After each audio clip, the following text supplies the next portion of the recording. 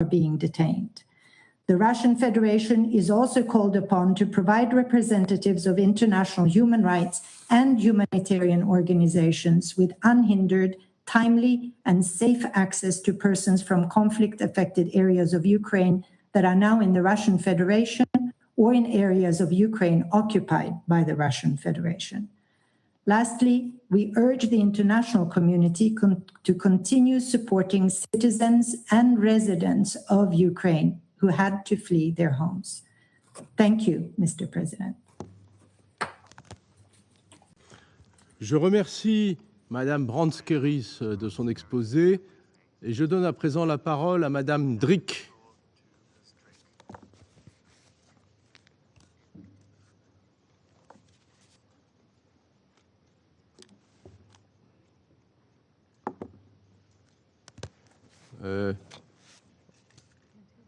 On ne vous entend pas. Peut-être qu'il faut-il appuyer sur un bouton. On ne vous entend pas. Le micro.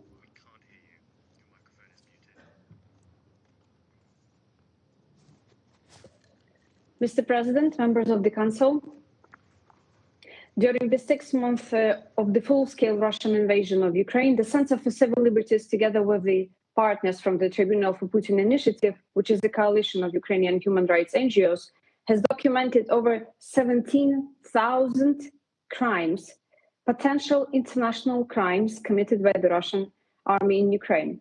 As of end of August, the database of the initiative contains information of around 30 different types of crimes, including direct attacks and damage of civilian objects, death and injuries caused by shelling, employing weapons causing superfluous injury, damage to buildings dedicated to religion, education, art, and science, enforced disappearance of persons, pillaging of an occupied town or place, murder, willful killing of the civilians, and, of course, illegal detention and deprivation of liberty of civilians. The latter often takes place during the so-called filtration, which include unlawful practices with which Russia has been implementing in occupied territories of Ukraine during the last 8 years, as the monitoring experience of the Center of Civil Liberties reveals. Basically, Russia has scaled this experience and practices to other temporarily occupied territories of Ukraine with the full-scale invasion in February this year. Just to give you the taste of what this process looks like for Ukrainians these days, here are some of the stories of those who passed through filtration and were brave enough to share these stories. Some names are changed for security reasons. Mr. Yakov testified that he was interrogated by the Russian military intelligence officers and Russia-controlled forces in occupied Donetsk. When they found out that his wife was donating to Ukrainian army, they called her fascist and Nazi and attempted to take away their child for what they call re-education, just as they often do with children of the parents Russian detained on occupied territories.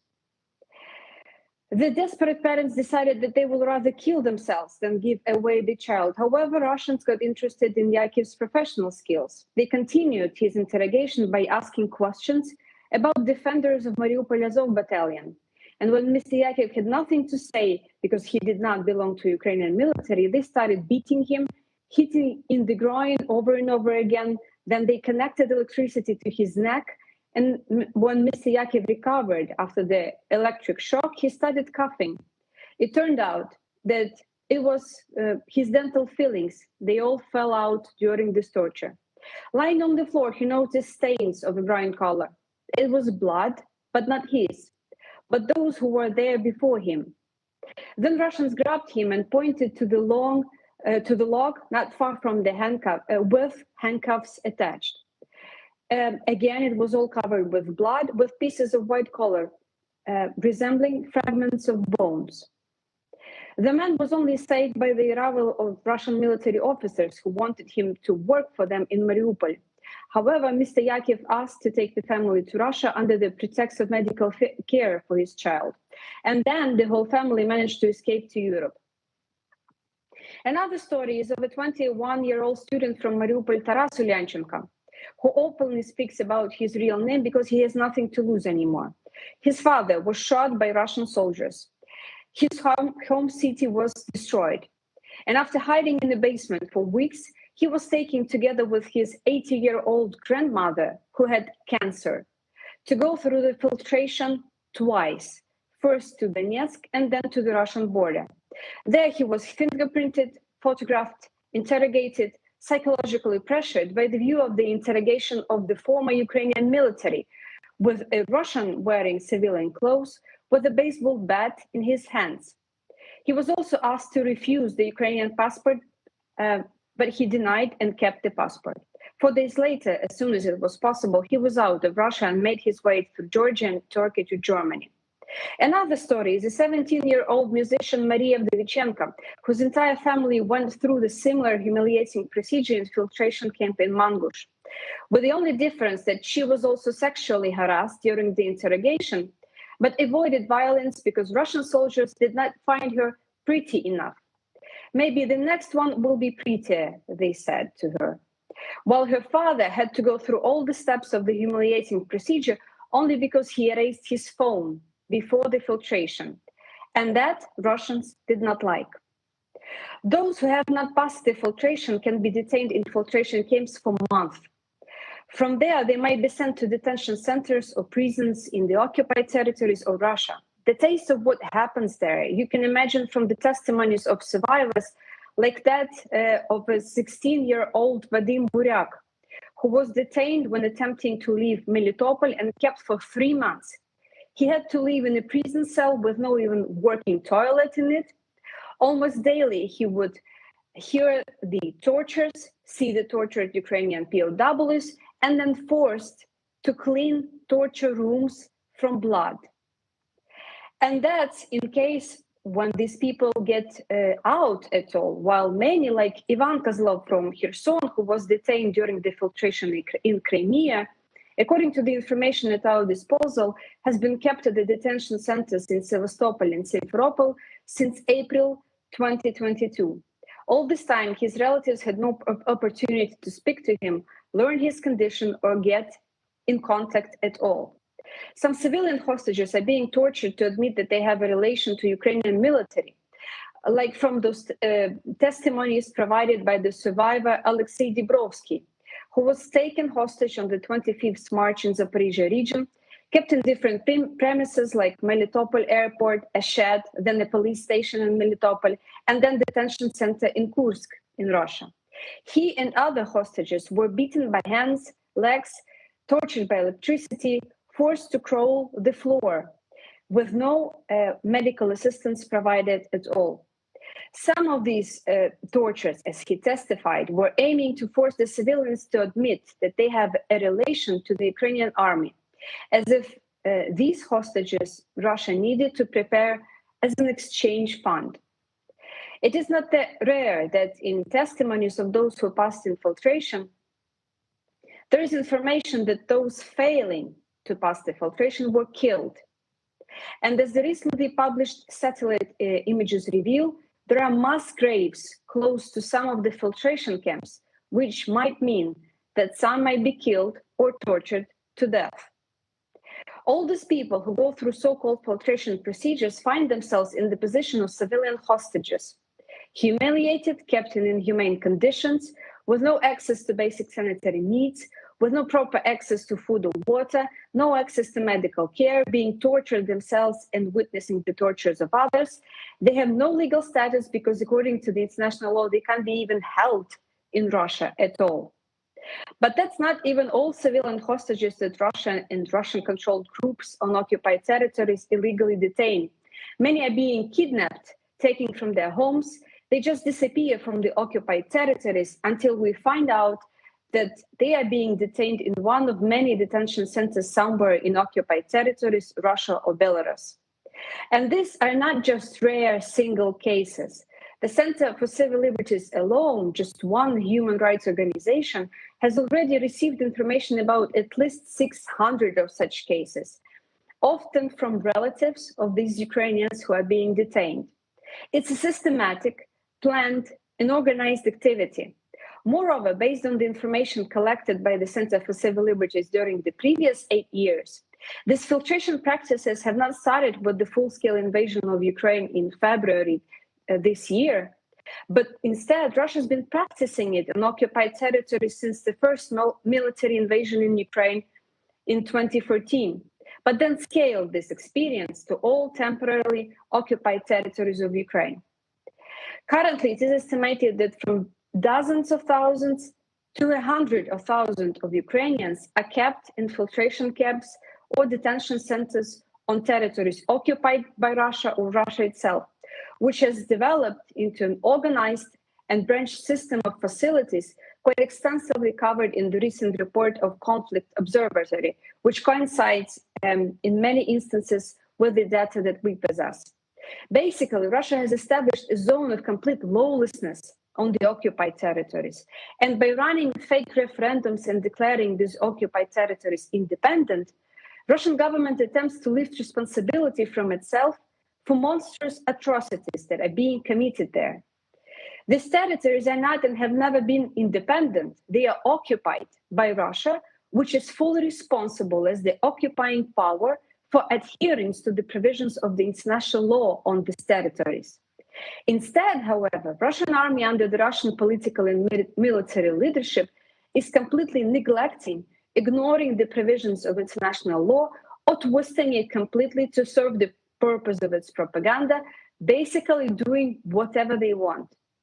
Moreover, Ukraine is far not first country Russia's invaded in the last 30 years.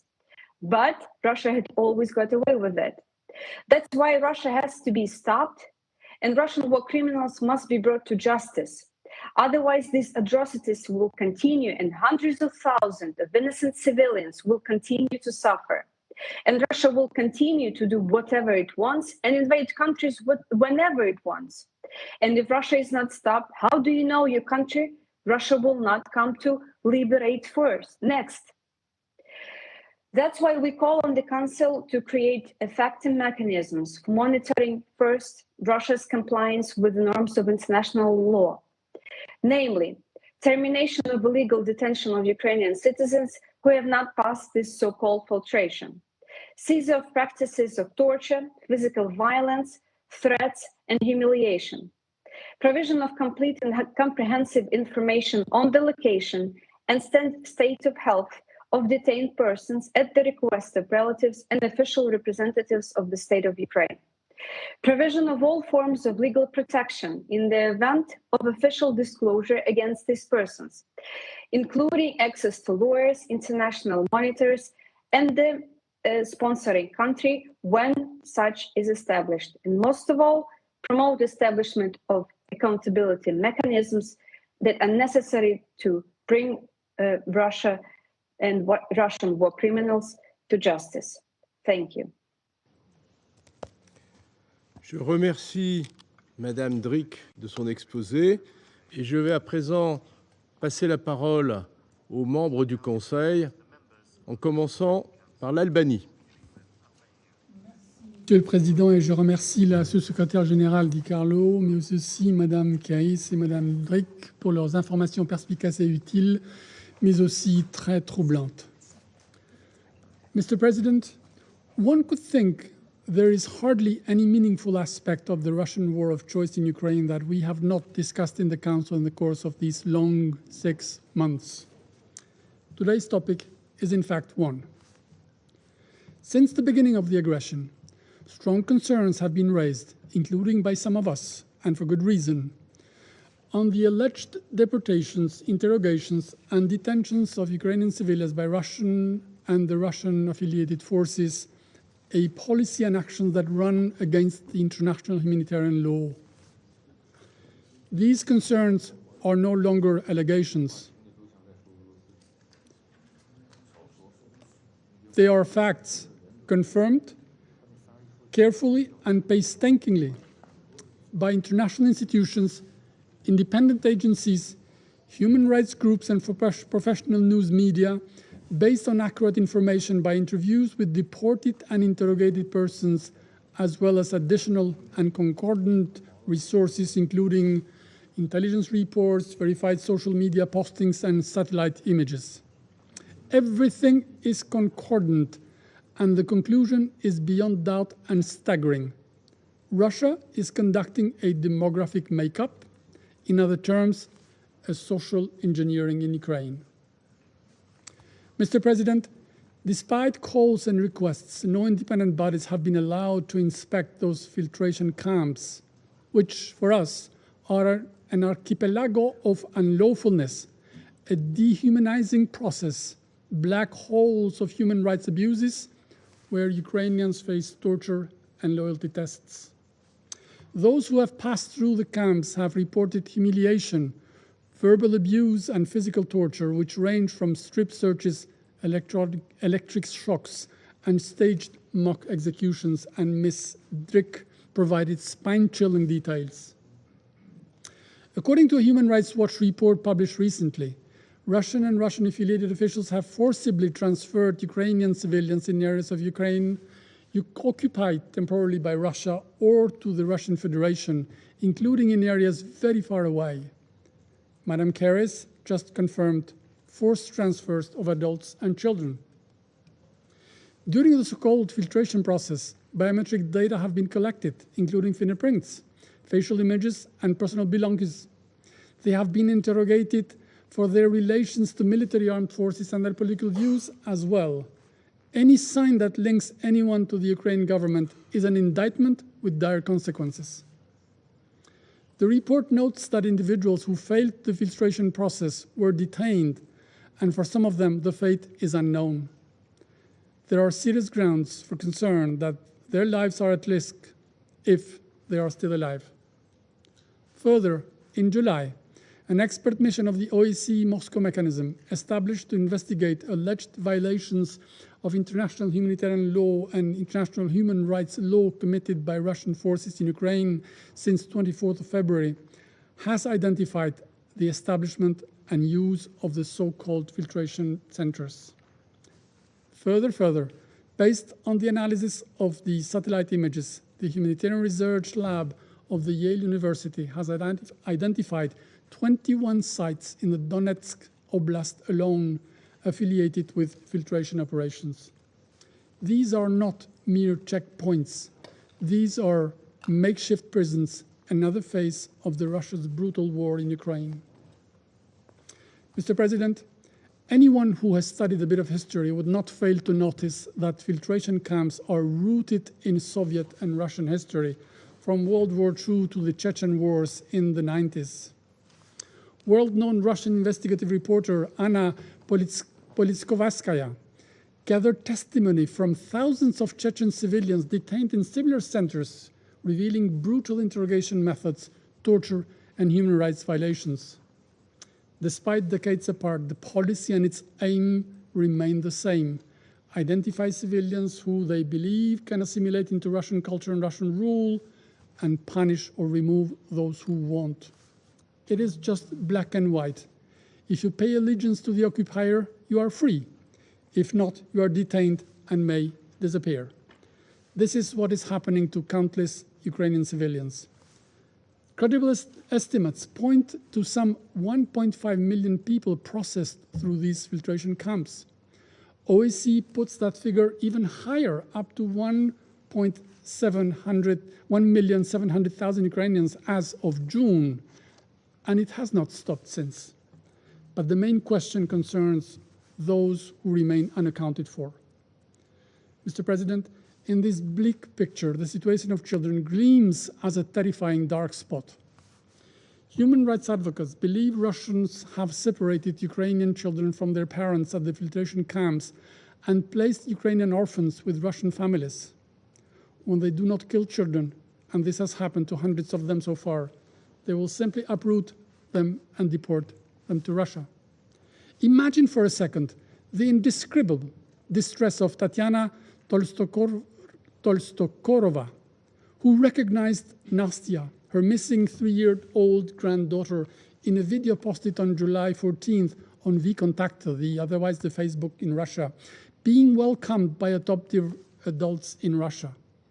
This seems to have been and become the nightmare for tens of thousands of Ukrainian mothers. Reportedly, Russian adults in Russia who take Ukrainian orphans will receive a stipend more than 4 times the minimum wage. Mr. President, the international law is clear. The forcible transfer of civilians is prohibited under international humanitarian law, laws of war, and can be prosecuted as a war crime and a crime against humanity, including the 4th Geneva Convention. The Russian Federation is a state party to all these instruments, and it violates them just like it does with everything else at will. We call on international organizations, independent agencies, and encourage Ukrainian authorities to collect all the documentation available that may be used in the accountability process. The violation of the international law will not remain unpunished, and crimes committed in Ukraine will hunt those responsible until their last days. Mr. President, there is a lot that has come into the open about these unlawful policies of Russia in Ukraine. But what we may know may only be the tip of the iceberg. There is certainly significantly much more we don't know, and this is the bigger story and the bigger worry.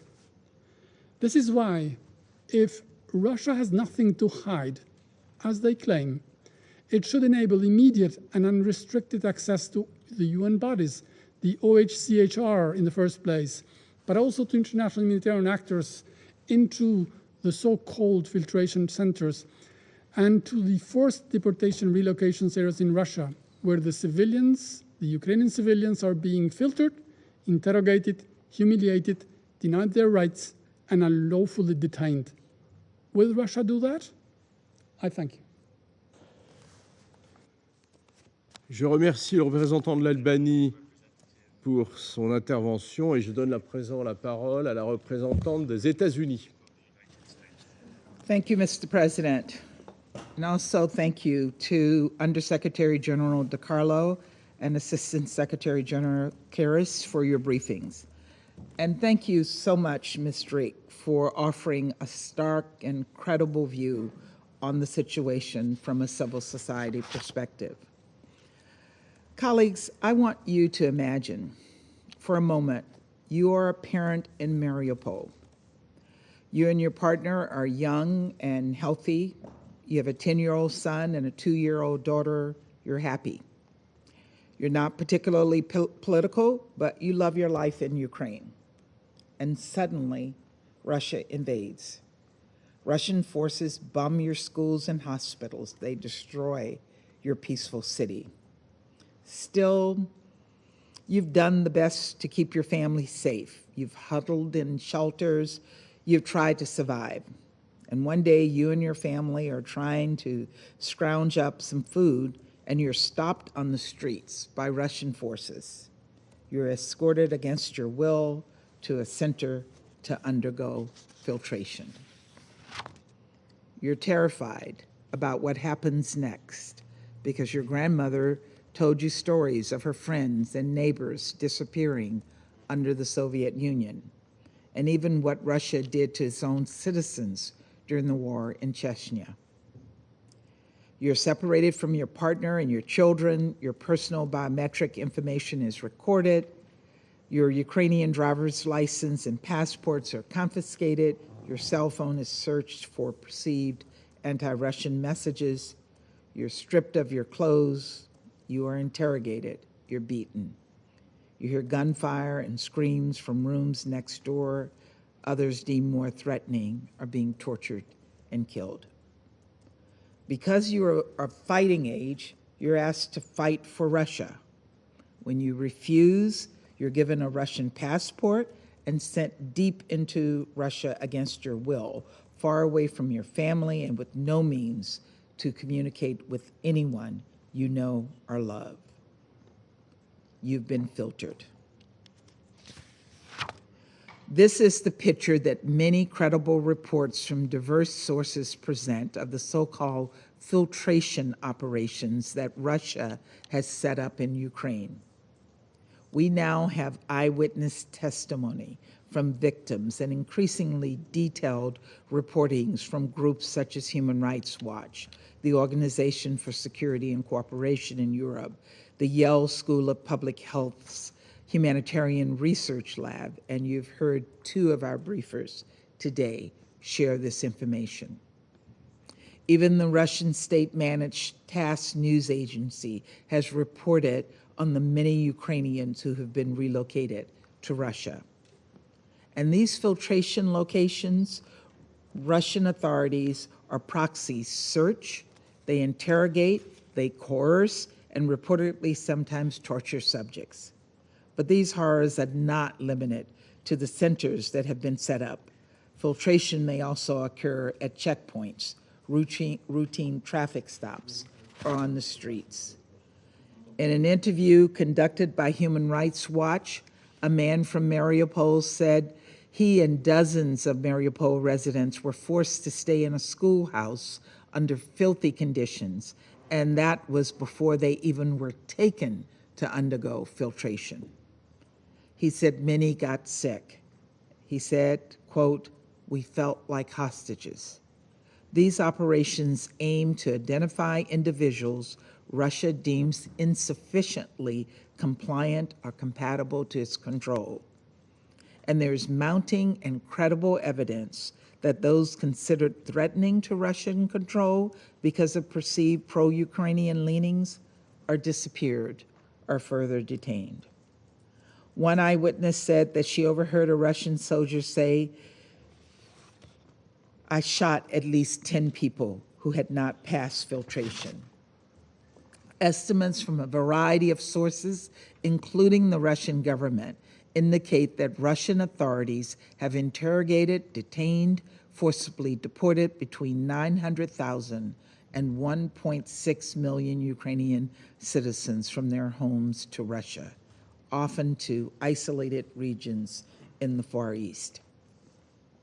And I want to be clear, the United States has information that officials from Russia's presidential administration are overseeing and coordinating these filtration operations. And we are further aware that Russian presidential administration officials are providing lists of Ukrainians to be targeted for filtration and receiving reports on the scope and the progress of operations. Filtered. The word does not begin to convey the horror and the depravity of these premeditated policies. Just look at how Russia is treating Ukrainian children. Estimates indicate that thousands of children have been subject to filtration, some separated from their families and taken from orphanages before being put up for adoption in Russia.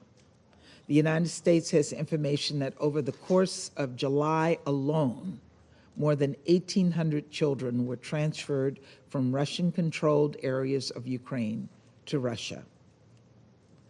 Of course, I need not remind this council that the forcible transfer of deportation of protected persons from occupied territories to the territory of the occupier is a grave breach of the Fourth Geneva Convention on the Protection of Civilians and constitutes a war crime.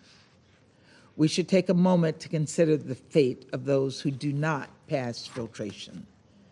The evidence is growing every day that thousands of Ukrainians deemed threatening due to their potential affiliation with the Ukrainian army, territorial defense forces, media, government, and civil society groups are reportedly being detained or simply disappearing. So why are they doing this? Why are they confiscating Ukrainian identity documents? Why are they forcing Ukrainians to fill out Russian passport applications? Why are they intimidating locals and deporting anyone deemed threatening? Why are they systematically cataloging Ukrainians moving through the system? Why is Russia appointing officials in occupied areas, imposing its educational curriculum in schools, and trying to get Ukrainian citizens to apply for Russian passports? Why are Russian forces and proxies doing their best to erase the living memory of Ukraine? The reason is simple: to prepare for an attempted annexation. The goal is to change sentiments by force, to provide a fraudulent veneer of legitimacy for the Russian occupation and eventual purported annexation of even more Ukrainian territory. This effort to fabricate these facts on the ground is the predicate to sham referenda. It is part of the Russian playbook for Ukraine that we've been warning council members about since even the beginning of the war. These referenda will attempt to create a false semblance of legality and public support, so Russia feels it can annex Kherson, Zaporizhia, and other regions of Ukraine. Of course, we will never recognize any efforts by Russia to change Ukraine's borders by force. We must hold the perpetrators of these atrocities to account. We must respond as an international community that still respects the UN Charter. We know what Russia will say about all of this. They will deny, deny, deny. But there's a simple way to know if any of this is true. Let the United Nations in. Give the independent observers access. Give NGOs access. Allow humanitarian access. Let the world see what is going on. As Security Council members, we're here to promote international peace and security and uphold the UN Charter. At a minimum, I hope each of us here today acknowledges that all persons subject to filtration need access to UN and humanitarian agencies as soon as possible so that we can verify their well-being, as we heard today from OHCHR. Until Russia provides that access, we will have to rely on the evidence we have accumulated and the brave testimony of survivors. The picture they paint alongside the mounting reports is chilling. Colleagues, there will come a day when we are gathered in this council to condemn the Russian Federation's attempts to annex more of Ukraine's territory. And I will ask that you remember what you've heard here today. No one will be able to say they were not warned. Thank you. Je remercie la représentante des États-Unis pour sa déclaration et je donne à présent la parole à la représentante du Royaume-Uni. Thank you, President. And I join the previous two speakers in thanking Under Secretary General De Carlo, Assistant Secretary General Keris, and Ms. Alexandra Drick for their briefings. As we've discussed, today we meet to discuss the emerging evidence of further potential Russian violations and abuses of international law. We are deeply concerned by reporting by the UN, the OSCE, and civil society organizations that Russia is systematically detaining, processing, and deporting Ukrainian men, women, and children, with chilling echoes from European history. As we've heard, civilians reportedly face interrogation, body searches, stripping, invasive data collection, ill treatment, and torture while passing through filtration. Those who are deemed most threatening are reportedly held indefinitely in detention centres, while others, including unaccompanied children, are forcibly deported to Russia. Some simply disappear. So we call on the Russian Federation to allow the UN and other relevant international organizations immediate, full, and unhindered access to those held in filtration camps and detention centres, and for these reports to be fully investigated to ensure that those responsible can be held to account. We are concerned too that Russia may be using forced deportations and displacement in an attempt forcibly to change the demographic makeup of parts of Ukraine. What does this tell us about Russia's war? First, it tells us about their method and their disregard for the rules that we agreed and observe here at the UN, the collective rules that bind us together. Russia acts as if the Charter and international humanitarian law do not apply to them.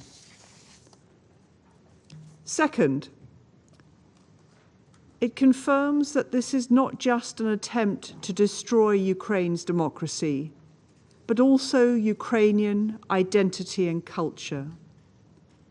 Alleged denazification is a cover for de-Ukrainianization and annexation. Finally, it confirms what has been abundantly clear over the last 6 months. Russia's army is not being welcomed as it enters Ukrainian territory. This is a war of conquest, a war of occupation, a war of oppression, and a war to eliminate Ukraine. So yet again, we call on the Russian Federation to observe fully its obligations under international law and to bring an end to its illegal invasion of Ukraine. Thank you, President. Je remercie la représentante du Royaume-Uni de sa déclaration et je donne à présent la parole au représentant de la Chine. 谢谢主席。乌克兰危机延宕至今，人道局势持续恶化，普通民众为此付出了沉重代价。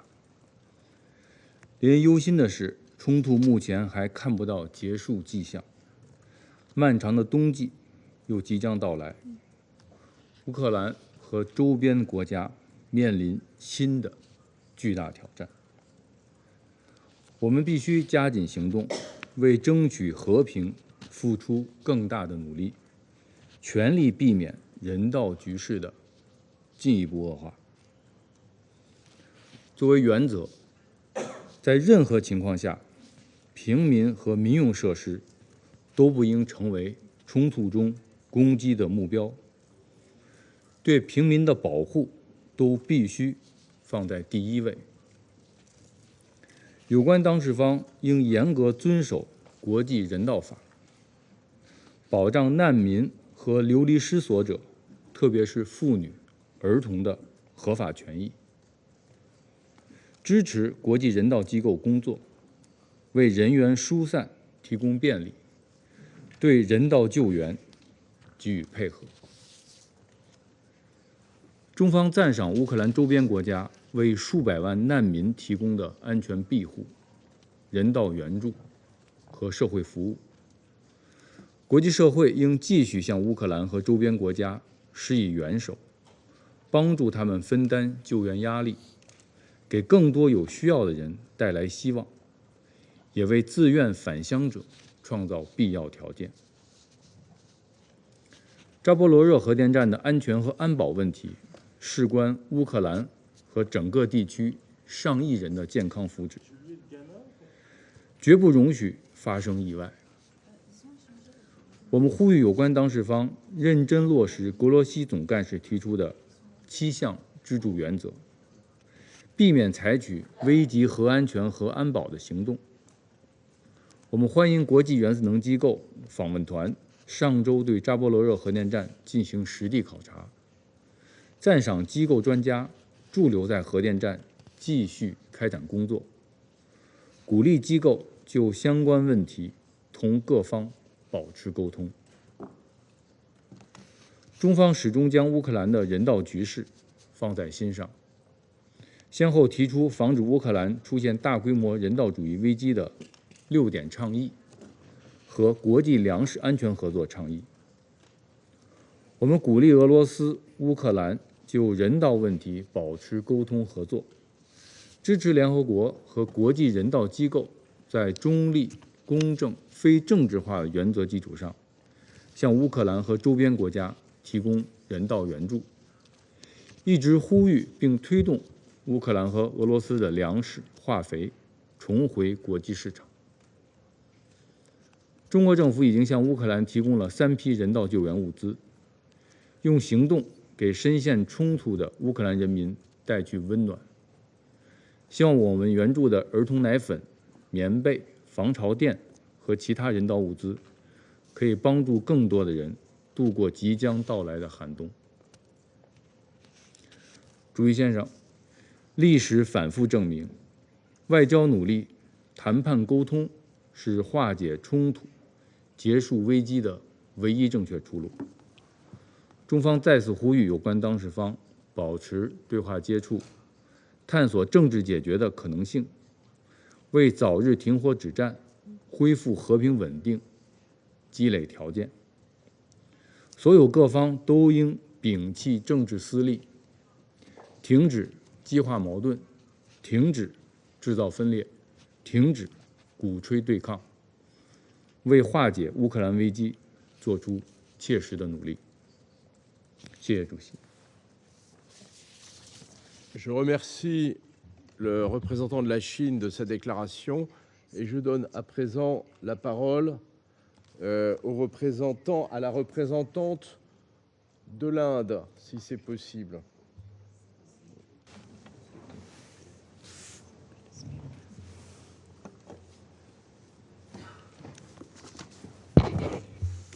Mr. President, allow me to thank you for convening this meeting on this important topic. Let me also thank the briefers for their presentations. We are witnessing today the debilitating impact of conflicts on humanitarian situations across global landscapes, be it in Afghanistan, Yemen, Mali, Sudan, or Ukraine. The report of the Secretary General paints a distressing picture of civilian suffering. Over 11,000 civilian casualties in various conflicts in 2021, with over 45% of these being in our neighborhood in Afghanistan alone. More than 140 million people are reeling under conflict-induced hunger, 84 million people being forcibly displaced, with women and children forming the large majority of internally displaced persons. It is a matter of concern that parties to armed conflicts seem to view the civilian population and civilian infrastructure as legitimate targets. Vulnerable groups, including women, children, and minorities, as well as indispensable civilian infrastructure, hospitals, and irreplaceable cultural heritage, have been among the several collateral casualties of attacks in recent armed conflicts.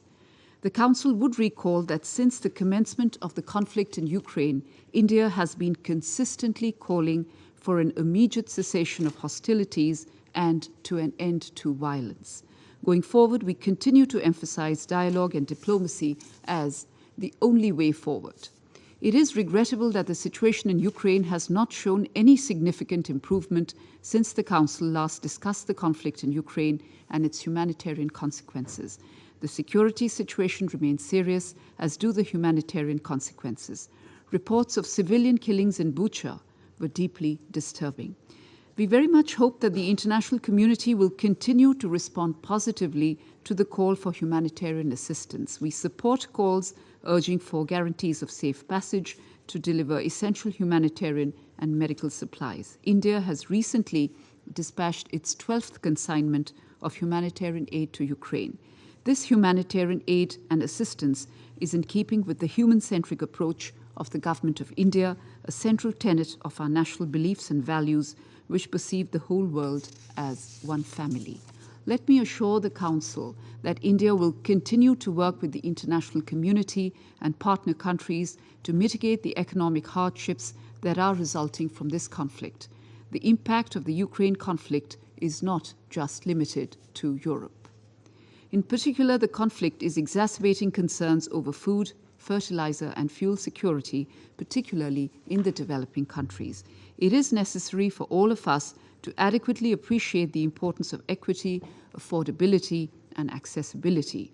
India has been approached for the supply of wheat and sugar by many countries, and we are responding positively. In the last 3 months alone, India has exported more than 1.8 million tons of wheat to countries in need, including to Afghanistan, Myanmar, Sudan, and Yemen. Allow me to once again reiterate the importance of the UN guiding principles on humanitarian assistance, that is, humanity, neutrality, impartiality, and independence. These measures should never be politicized.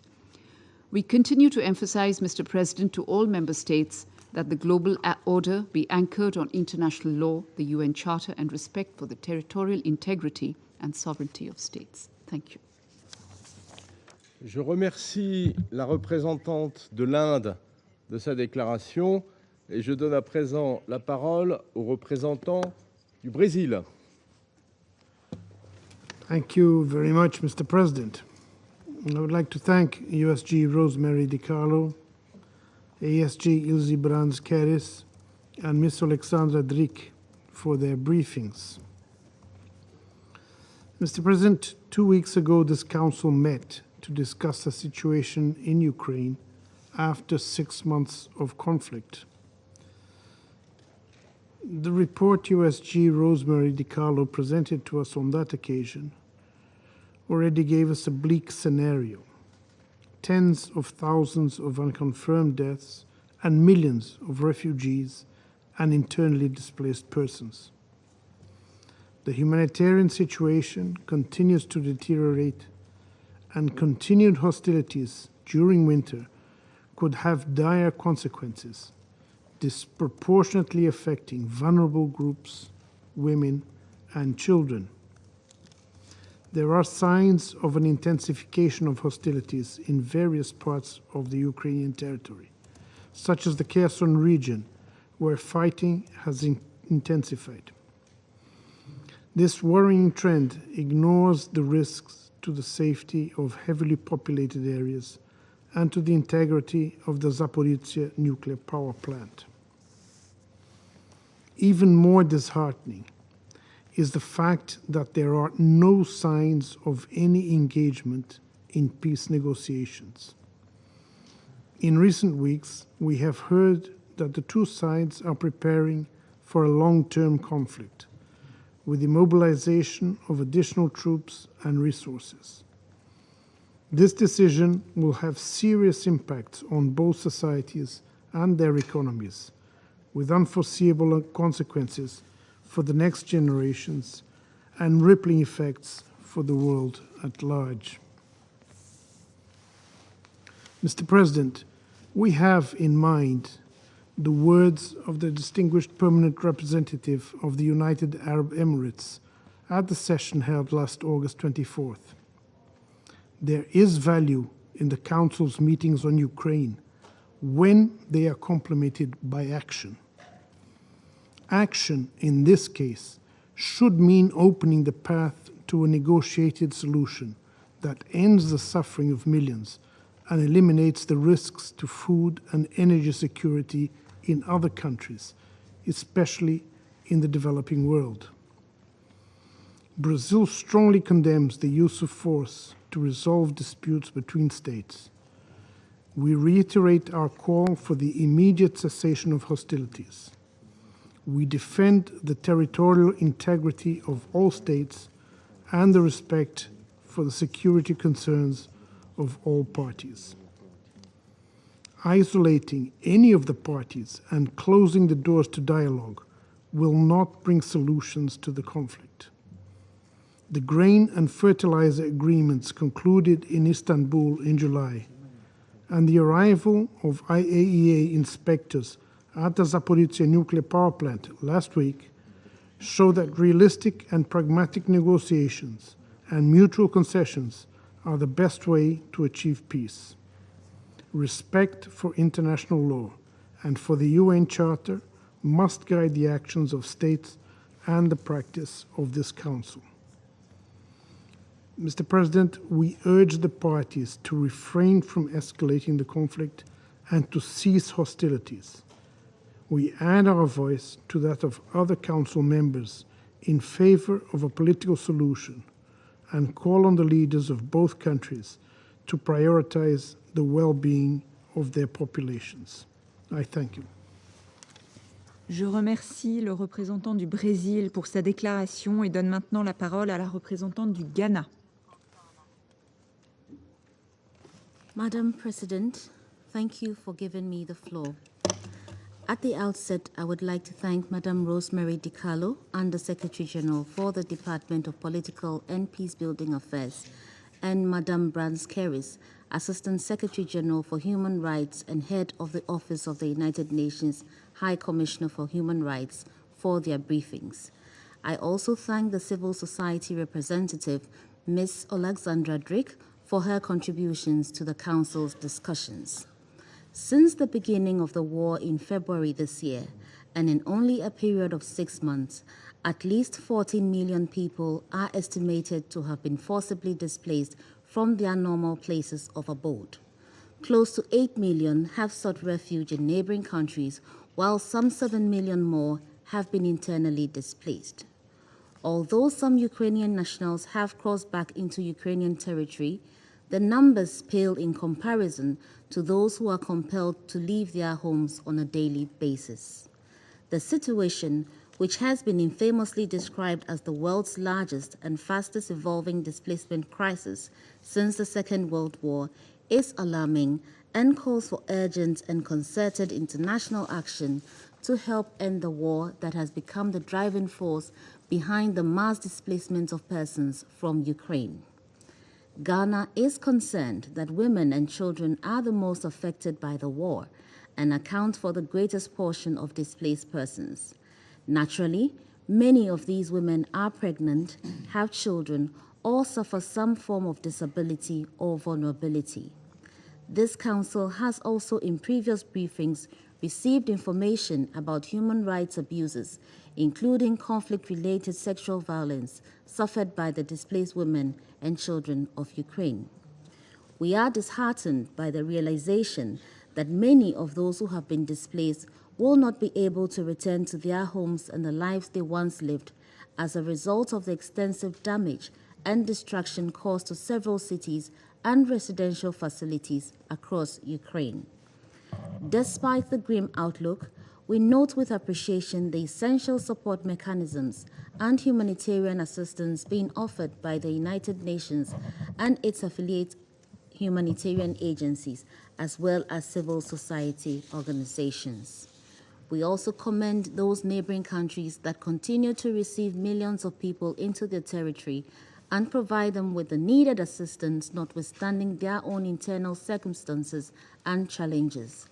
These countries must be granted additional support where possible to enhance their response capacity and ensure that adequate protection and assistance are extended to those who now find themselves as refugees.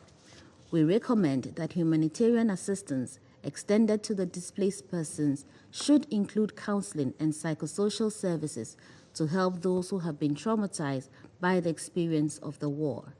Children must also be protected and their best interests prioritized at all times.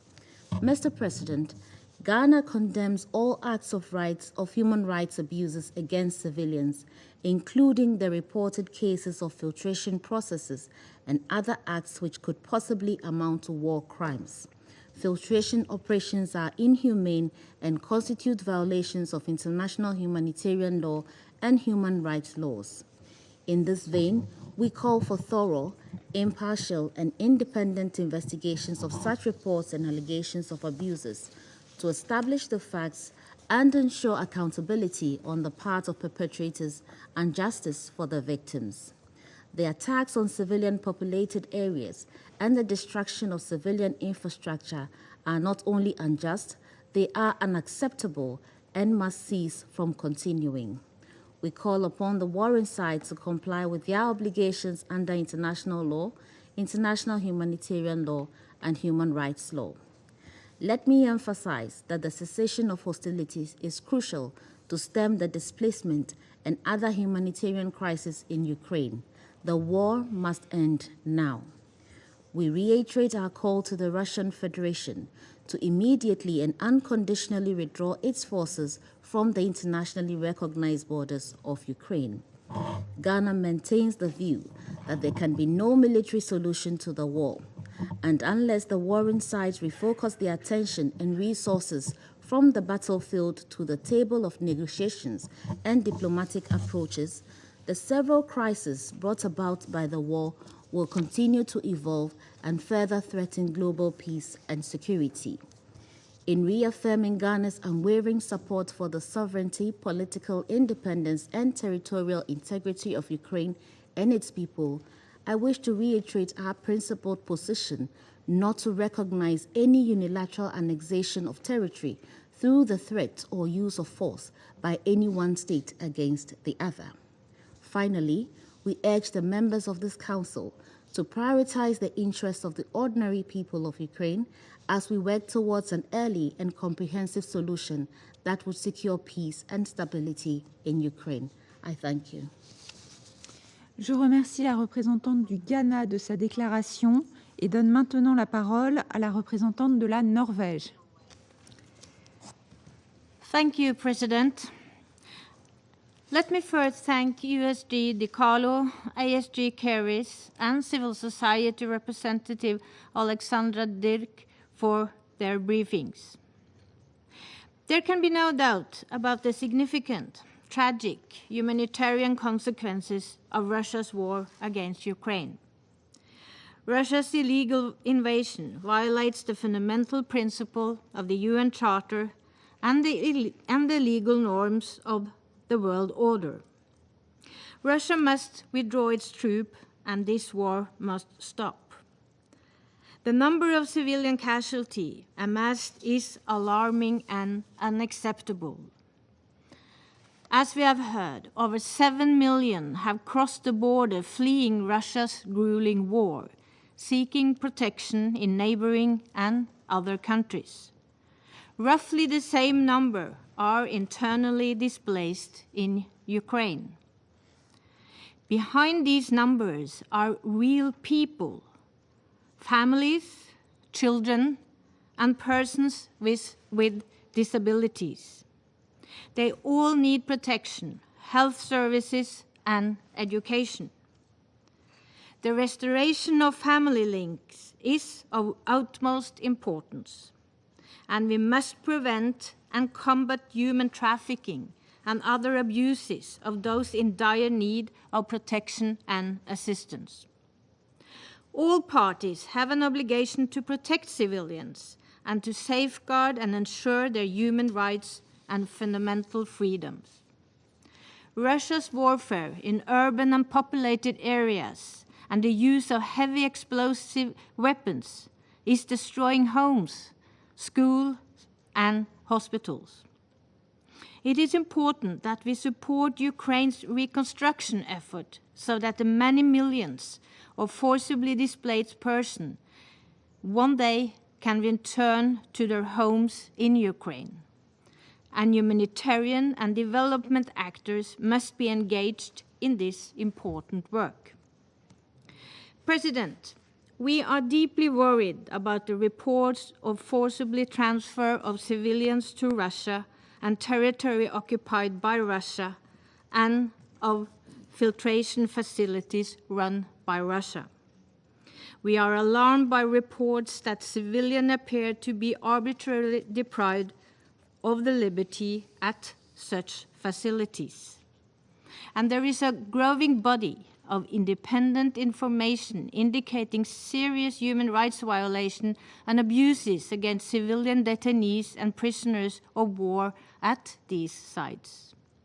These reports emphasize the importance of all parties engaging in identifying and recovering missing persons. And appropriate humanitarian actors must be given unhindered access to all places of detention in accordance with international humanitarian law. We welcome the update today by Rosemary DiCarlo on the fact-finding mission established by the Secretary General pursuant to the incident of 29 July at the detention facility near the village of Volnvika. The mission must be allowed to conduct its important work. We also recall that all measures aimed at altering the demographic composition of an occupied territories are prohibited according to international humanitarian law and may constitute war crimes. We reiterate our demand that civilians must be protected and international humanitarian law and international human rights law fully respected and implemented. Civilians forcibly transferred who wish to return must be allowed to do so. Humanitarian actors must be ensured access to the men in need, and they must be protected against attack. Norway condemns the recent attack on the base of the Ukrainian Red Cross in Sloviansk.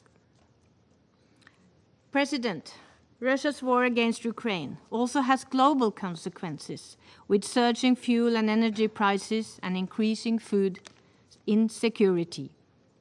We commend the Secretary General for his tireless effort to promote dialogue and negotiation between the parties. The most effective way to ease the devastating humanitarian impact of this war is to stop it. Russia chose to start this war. Russia can also choose to end it. Thank you. Je remercie la représentante de la Norvège de sa déclaration et je donne à présent la parole au représentant de la Fédération de Russie. Господин председатель,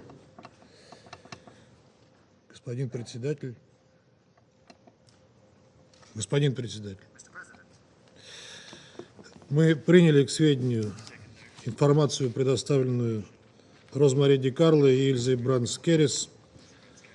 Выслушали также очередные измышления от известной пропагандистки бывшего советника министра обороны Украины Александра Дрик. Сегодняшнее заседание, созванное по запросу Соединенных Штатов и Албании, имеет все шансы стать новой вехой в дезинформационной кампании, развязанной Украиной и ее западными спонсорами против нашей страны. Тактика Запада, ведущего на Украине гибридную войну против России до последнего украинца, нам понятна. Любым способом очернить Российскую Федерацию и проводимую нами специальную военную операцию. Грязные методы западных пропагандистов нам тоже хорошо знакомы. Достаточно вспомнить очевидные постановки или провокации в Буче, Краматорске, Кременчуге, Мариуполе, опровергаемые все новыми свидетельствами, которые на Западе всеми силами стараются утаить от внимания широкой публики. Теперь нам вменяется в вину некие жестокие фильтрационные мероприятия, которые мы якобы осуществляем в отношении украинских граждан. Я бы хотел спросить нашу американскую коллегу, она, правда, уже покинула заседание, но я думаю, ей передадут мой вопрос. Сюжет какого фильма ужасов она нам сегодня пересказывала?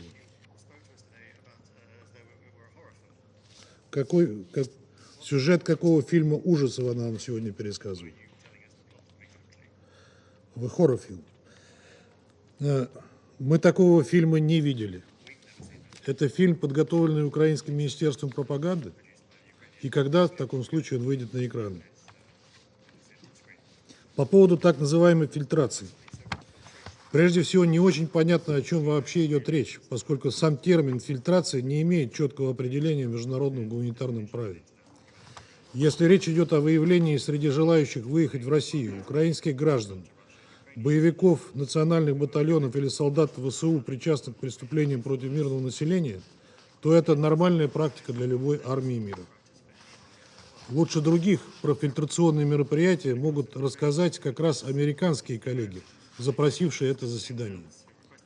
Взять хотя бы начатую предыдущей администрации программу высылки в Мексику десятков тысяч вынужденных переселенцев, подавших прошение о предоставлении убежища в США. Мигранты содержались в нечеловеческих условиях, лишенные права на юридическое представительство их интересов, а также на справедливое судебное разбирательство. При этом американские власти зачастую разделяли семьи, направляя детей и родителей в разные центры содержания. Зафиксировано более 2500 таких случаев. Много лет незаконно содержатся в заключении без суда и следствия узники тюрьмы Гуантанамо, пожалуй, самого темного пятна на изрядно испачканной правочеловеческой репутации США. До сих пор никто не понес ответственности из-за применения пыток и жестокое обращение с заключенными в секретных тюрьмах ЦРУ, которые в 2000-е годы действовали в том числе и в европейских странах. Хотел бы еще раз спросить свою американскую коллегу или просто коллег из делегации Соединенных Штатов, так, в порядке любопытства. Соединенные Штаты допускали правозащитные организации системы ООН? Посещали ли представители, например, УВКПЧ узников в тюрьме Гуантанамо? На этом фоне особенно циничны попытки инициаторов дискуссии под правозащитным соусом заставить несведущую публику поверить в существование жутких лагерей, где пытают мирных украинских граждан обманом или принуждением, заставляя их уехать в Россию. И те, кто продвигает подобные инсинуации, попросту не лады с фактами или здравым смыслом. Против этого и элементарная статистика, причем международная.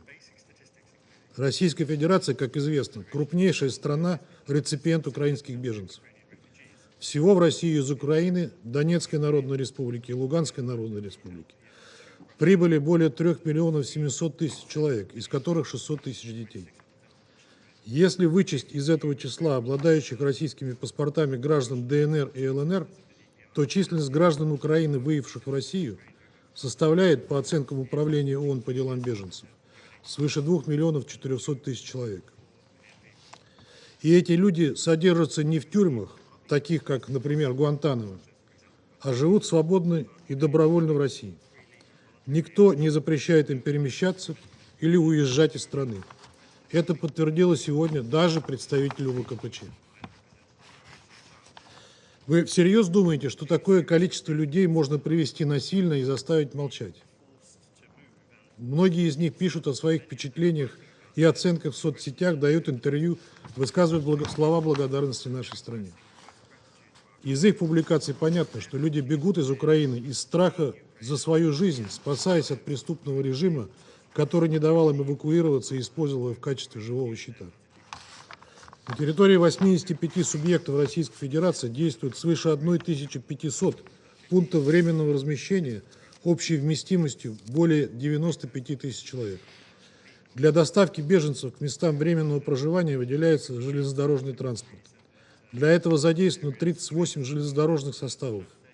Функционирует телефонная горячая линия, обрабатывающая ежедневно свыше 250 обращений граждан. Беженцам и переселенцам оказывается финансовая, юридическая, психологическая и медицинская помощь. Особое внимание уделяем судьбе детей.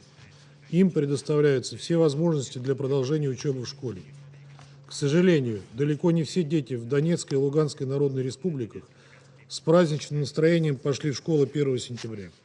Из-за ежедневных обстрелов городов ДНР и ЛНР со стороны ВСУ в ряде школ по решению властей пока действует режим дистанционного обучения.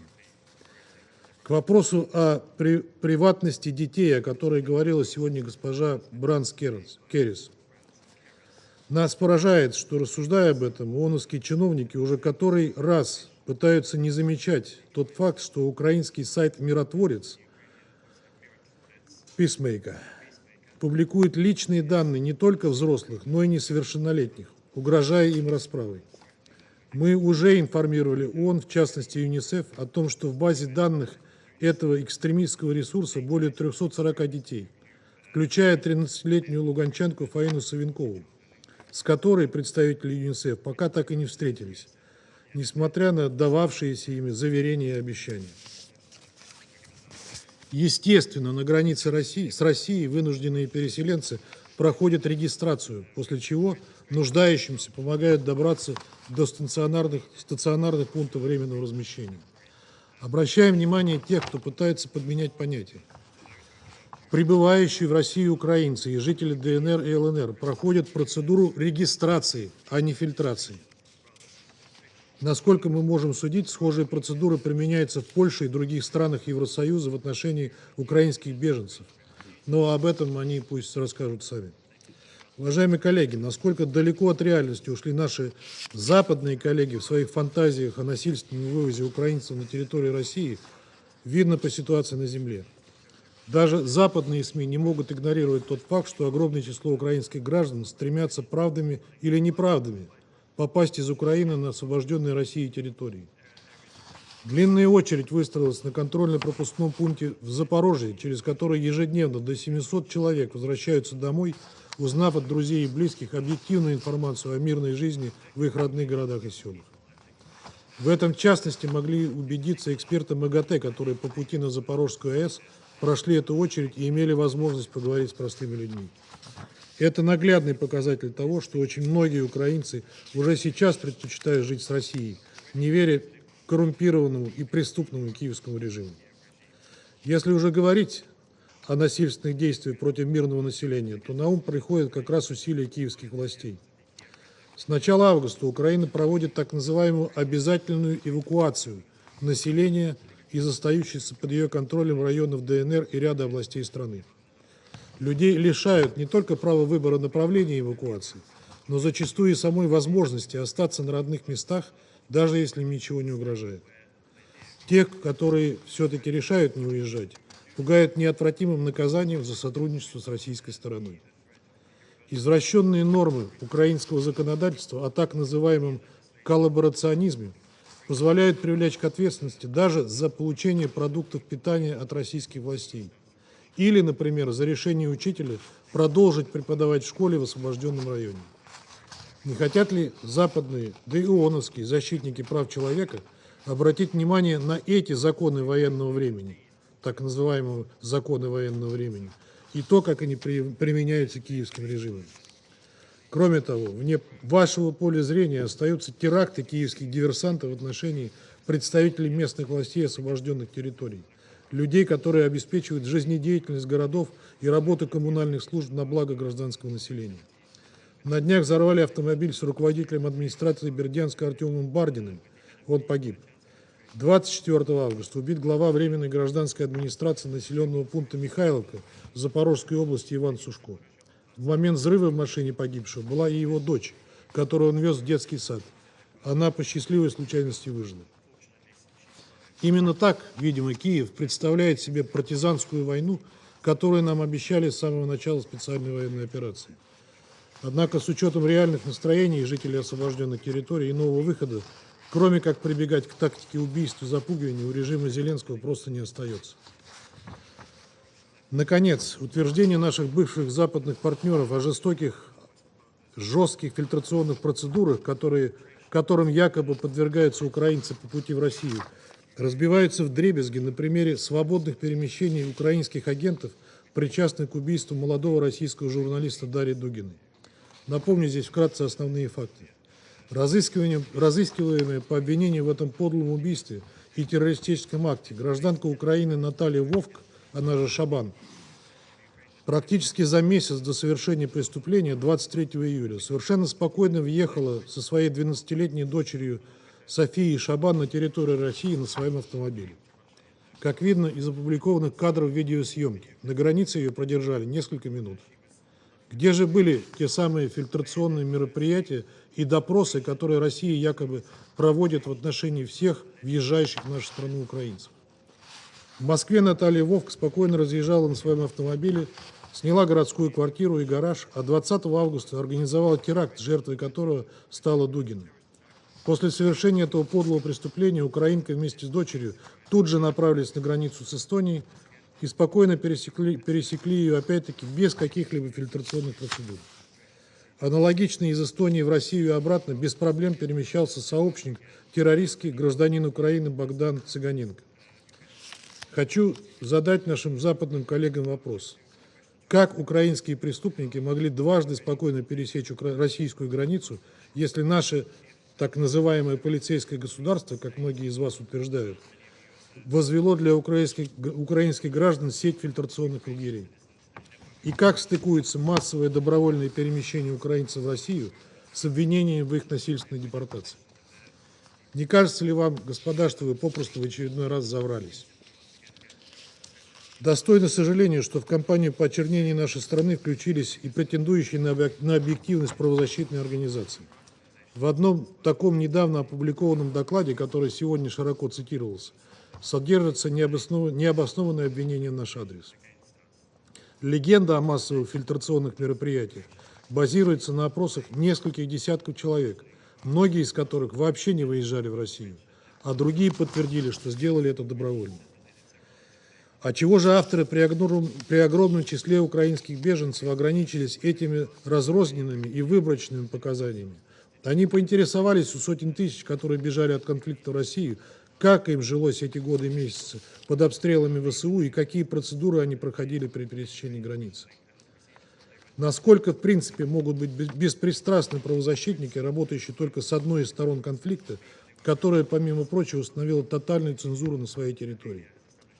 Упоминание сегодня доклада Human Rights Watch не может и не должно никого вводить в заблуждение. Мы прекрасно видели, что происходило с Amnesty International, которую заклевали за попытку показать реальную, а не выдуманную картину использования ВСУ гражданских объектов в военных целях. Получается, что правда нашим западным коллегам не нужна даже от правозащитников. Им нужно от них лишь то, что обеляет прогнивший режим Зеленского и бросает тень на Россию.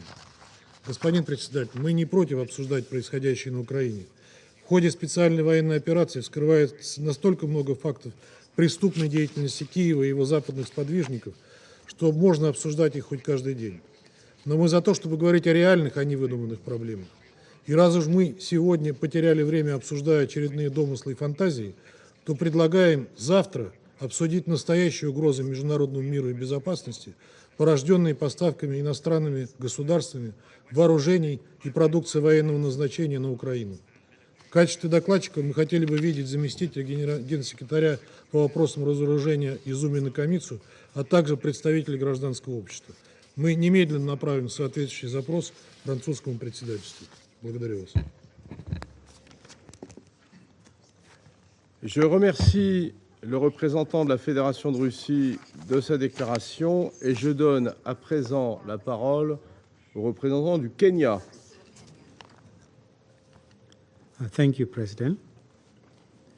I thank Under Secretary General Rosemary DiCarlo and Assistant Secretary General Ilse Keris for their updates on the situation in Ukraine. I also thank Ms.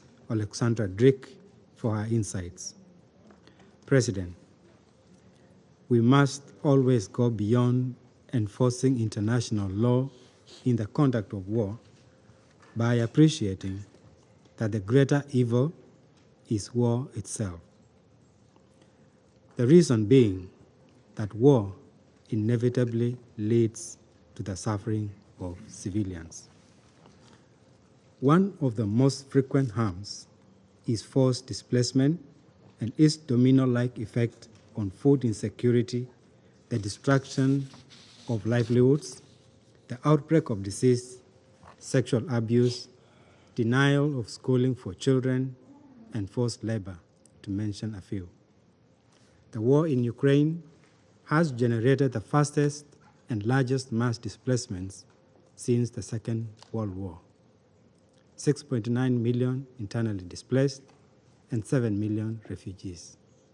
Last month alone, more than 330,000 people, mostly from the east and south of the country, where violence has been raging, were displaced.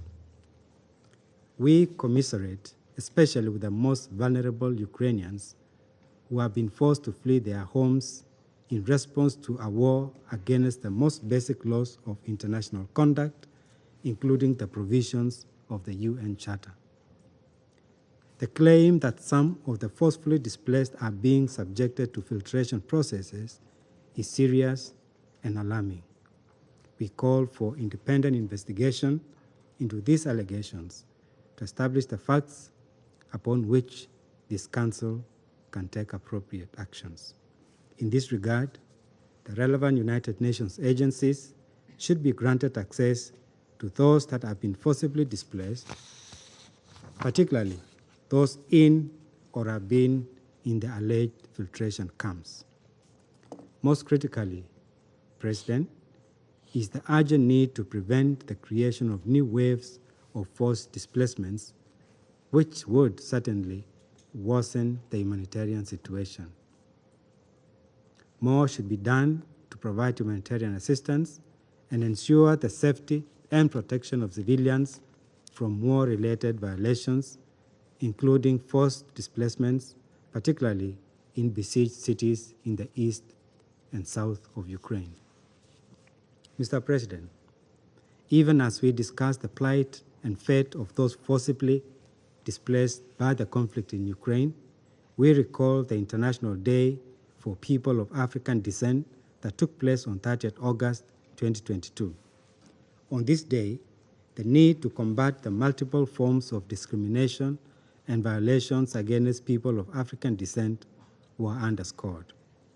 We vividly recall the differential treatment Africans and people of African descent received when they, like millions others, were seeking to escape when the war against Ukraine broke out. What transpired then still represents a call on all states to review their laws and practices to address racial discrimination and uphold their duty to treat migrants, refugees, and asylum seekers with the dignity they deserve. Mr. President, Kenya reiterates once again that although it is going through grave challenges, multilateralism as anchored in the United Nations, including this esteemed body, remains our hope and bulwark against war. We therefore continue to call for cessation of the conflict in Ukraine and a resort to diplomacy. This is the only viable avenue to resolve this conflict, which continues to pose a grave threat to international peace and security. I thank you. Je remercie le représentant du Kenya pour sa déclaration et je donne à présent la parole au représentant du Mexique. Gracias, presidente. Agradezco a la subsecretaria general Di Carlo y a la subsecretaria Brand Keris y a la señora Drick la información que nos han compartido. La escalada del conflicto armado en Ucrania ha dejado un gran número de víctimas civiles y la destrucción de infraestructura básica con graves consecuencias, como todos sabemos. Esto ha forzado a millones de personas a abandonar sus hogares en busca de protección y asistencia. Muchos de ellos, en calidad de refugiados, han cruzado las fronteras a países vecinos y otros se encuentran desplazados en el interior de Ucrania. Los números pueden fluctuar, pero la realidad en el terreno es que millones de personas no han podido retornar a sus lugares de origen. El desplazamiento masivo de personas ha generado una serie de retos para los países de acogida, cuya solidaridad reconocemos porque ha permitido que se ofrezca atención a millones de personas. México hace un llamado a todas las partes a respetar el derecho internacional de los derechos humanos, el derecho internacional en materia de refugiados y desplazados internos, así como el derecho internacional humanitario y en particular las 4 convenciones de Ginebra de 1949 y su primer protocolo adicional de 1977. Conviene recordar que de conformidad con el derecho internacional humanitario, las partes de un conflicto armado internacional no pueden deportar o trasladar a la fuerza a la población civil de un territorio ocupado. Esto forma parte del 4º Convenio de Ginebra y del derecho internacional consuetudinario. Su violación constituye un crimen de guerra. Presidente, lo que se vive en Ucrania es una crisis en constante evolución, por lo que detectar nuevas necesidades y mitigar amenazas para grupos vulnerables constituye un reto y una prioridad. diversas agencias de las Naciones Unidas y organizaciones humanitarias han advertido sobre los riesgos que enfrentan, en particular algunos grupos. Permítaseme mencionar brevemente a 3 de ellos. Uno, las mujeres. Hace algunos meses escuchamos de ONU Mujeres sobre los riesgos de salud pública que enfrentan las mujeres en la región. La representante especial Pattern ya advirtió sobre el impacto que tienen las hostilidades en la disrupción de los servicios para víctimas de violencia sexual e insistió en la importancia de hacer frente a la amenaza que supone el tráfico de personas para fines de explotación sexual y de prostitución. Por ello, creemos que las respuestas y las estrategias de toda acción humanitaria deben tener una clara perspectiva de género. Segundo, niñas y niños. Tanto ACNUR como UNICEF han sido inequívocos al señalar que es primordial asegurar que se lleve a cabo la inmediata identificación, registro, protección y cuidado adecuado de menores no acompañados o separados y evitar adopciones durante o inmediatamente después de una emergencia. Tercero, adultos mayores y personas con discapacidad. Los 2.7 millones de personas con discapacidad en Ucrania tienen acceso muy limitado a información de emergencia, refugios, servicios de salud o redes de apoyo. Se trata de un grupo que enfrenta graves dificultades para acceder a servicios que le permitan atender condiciones urgentes o enfermedades preexistentes que no se están atendiendo. Presidente, México exhorta a que se tomen todas las medidas necesarias para asegurar que cualquier civil desplazado cuente con refugio seguro, alimentación y servicios de salud. Frente a la información que se ha traído esta tarde al Consejo de Seguridad sobre los llamados procesos de filtración, consideramos indispensable que la ONU pueda acceder a estos sitios sin restricciones para que complemente de manera objetiva y rigurosa la información pertinente. Concluyo reiterando que la única manera de resolver todas estas lamentables circunstancias que imperan en el terreno no va a ser concesiones como las que hemos tenido y la que estamos teniendo en estos momentos. La única forma va a ser alcanzar el cese inmediato de las hostilidades y para ello es urgente avanzar en la vía diplomática con un mayor compromiso de la comunidad internacional. Muchas gracias. Je remercie le représentant du Mexique de cette déclaration et je donne à présent la parole au représentant de l'Irlande. Thank you, Mr. President, and also thank you to USG DiCarlo and ASG Browns Keras for their very concerning briefings, and also to Alexandra Drick for her testimony. Ireland continues to be disturbed by the continuing shelling of areas containing civilians and civilian infrastructure in Ukraine. The first 6 months of war have already seen over 12 million Ukrainians forced from their homes, creating a displacement crisis of enormous proportions. These are not just static numbers stemming from the first weeks of the war. The number of internally displaced persons rose by 330,000 just this past month. Nor are these merely statistics. We are talking about children, the elderly, the infirm, those with disabilities, vulnerable people caught up in a situation beyond their control, seeking shelter and safety, just as we would do. This makes destruction of the infrastructure they depend on all the more abhorrent. On the 24th of August, a missile attack near a train station in Chaplinier killed at least 25 people, including children, leading to yet more lives lost in an illegal war.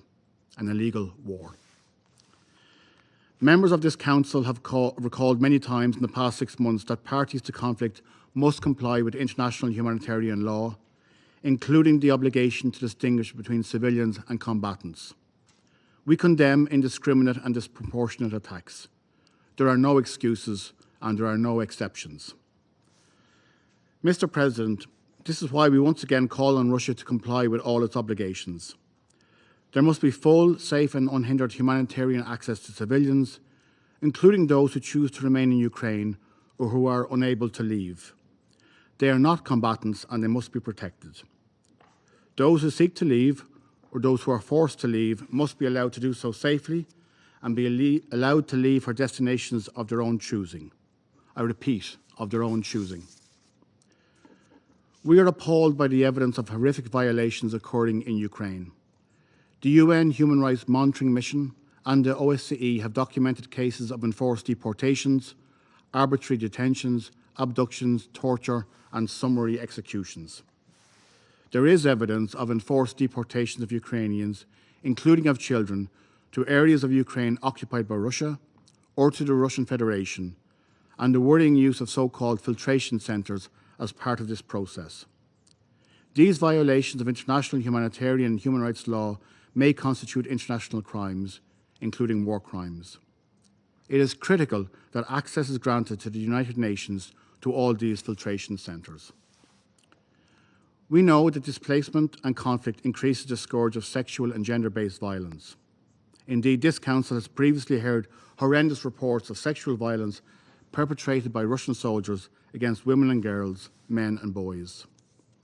But let us be clear, rape is not a given in war, but rather a deliberate act that may constitute a war crime and has lasting impacts on victims and survivors and their communities. There must be no impunity for such crimes. Mr. President, we are also very concerned by reports of the mistreatment of prisoners of war. All prisoners of war must be treated humanely in all circumstances in accordance with the Third Geneva Convention. Allegations or incidents of mistreatment must be properly investigated and perpetrators must be held accountable for violations. The International Committee of the Red Cross must be given access to all POWs.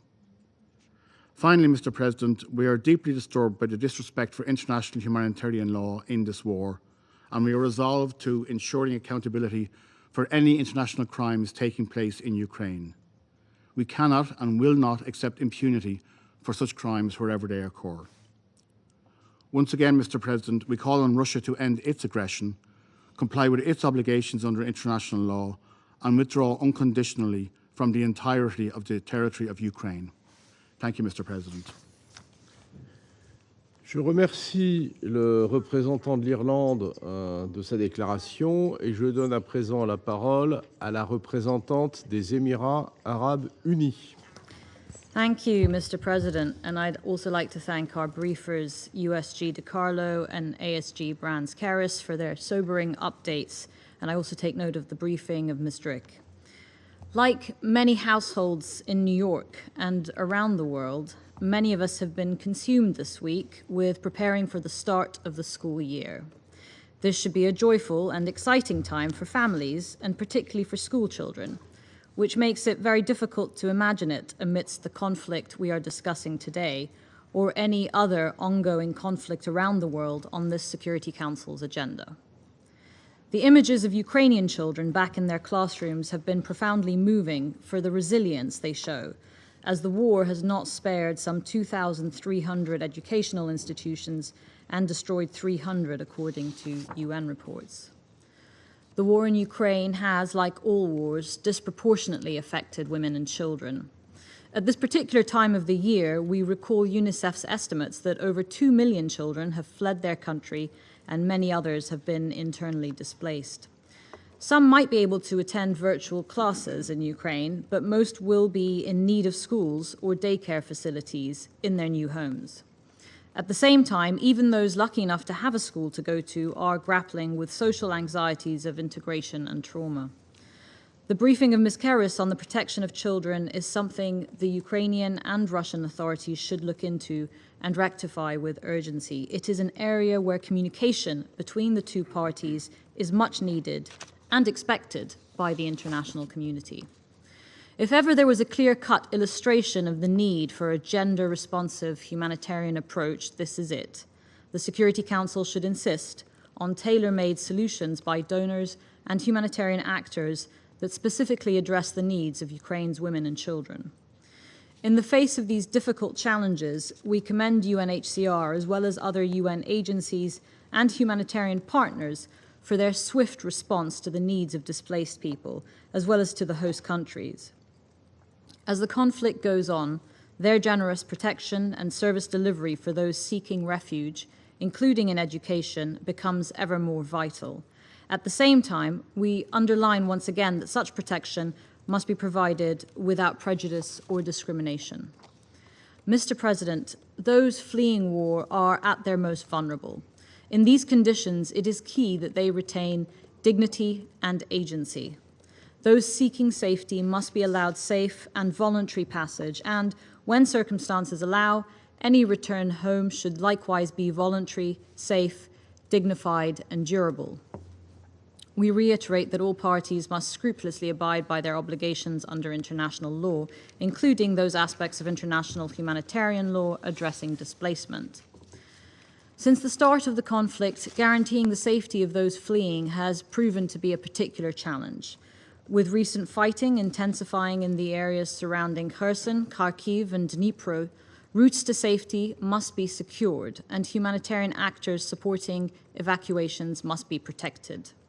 Meanwhile, reports of the destruction of water, electricity, and gas infrastructure are once again leaving people in particularly vulnerable situations without access to life-sustaining services with the ongoing approach of winter.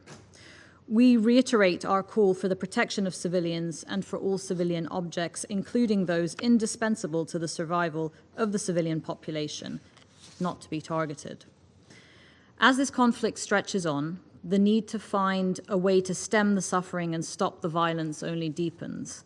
We must redouble our efforts to support mitigation of the impacts of the conflict and gear us towards further confidence-building measures. There is no other pathway forward. Over the last month, we have welcomed the resumption of agricultural exports from Ukraine as a result of the Black Sea Grain Initiative.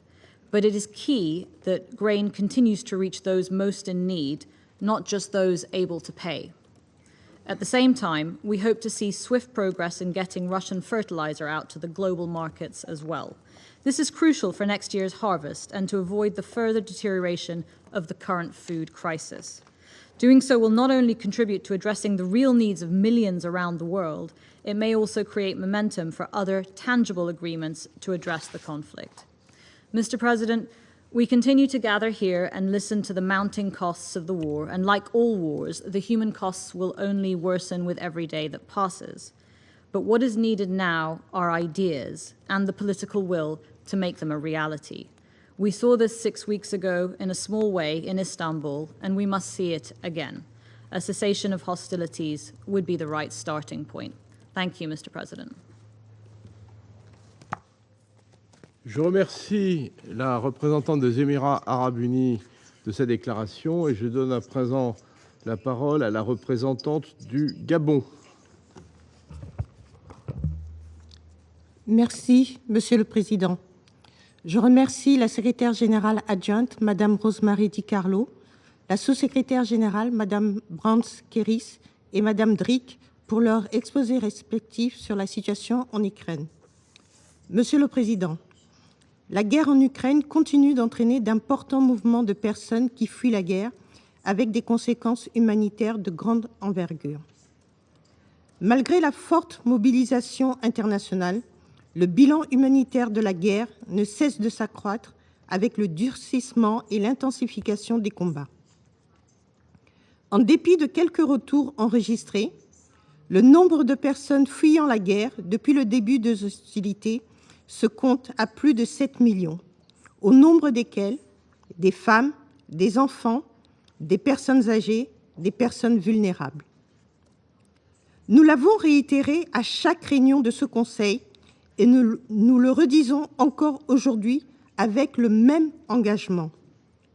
Les civils paient un prix trop lourd alors que leur protection est garantie par les instruments juridiques internationaux, notamment les conventions de Genève et leurs protocoles additionnels. Les belligérants doivent s'y conformer. Monsieur le Président, 6 mois après le début de la guerre, alors que l'opinion publique internationale attend de ce Conseil des propositions concrètes de sortie du conflit, force est de constater que les parties demeurent toujours figées à leur antagonisme et aux échanges d'invectives.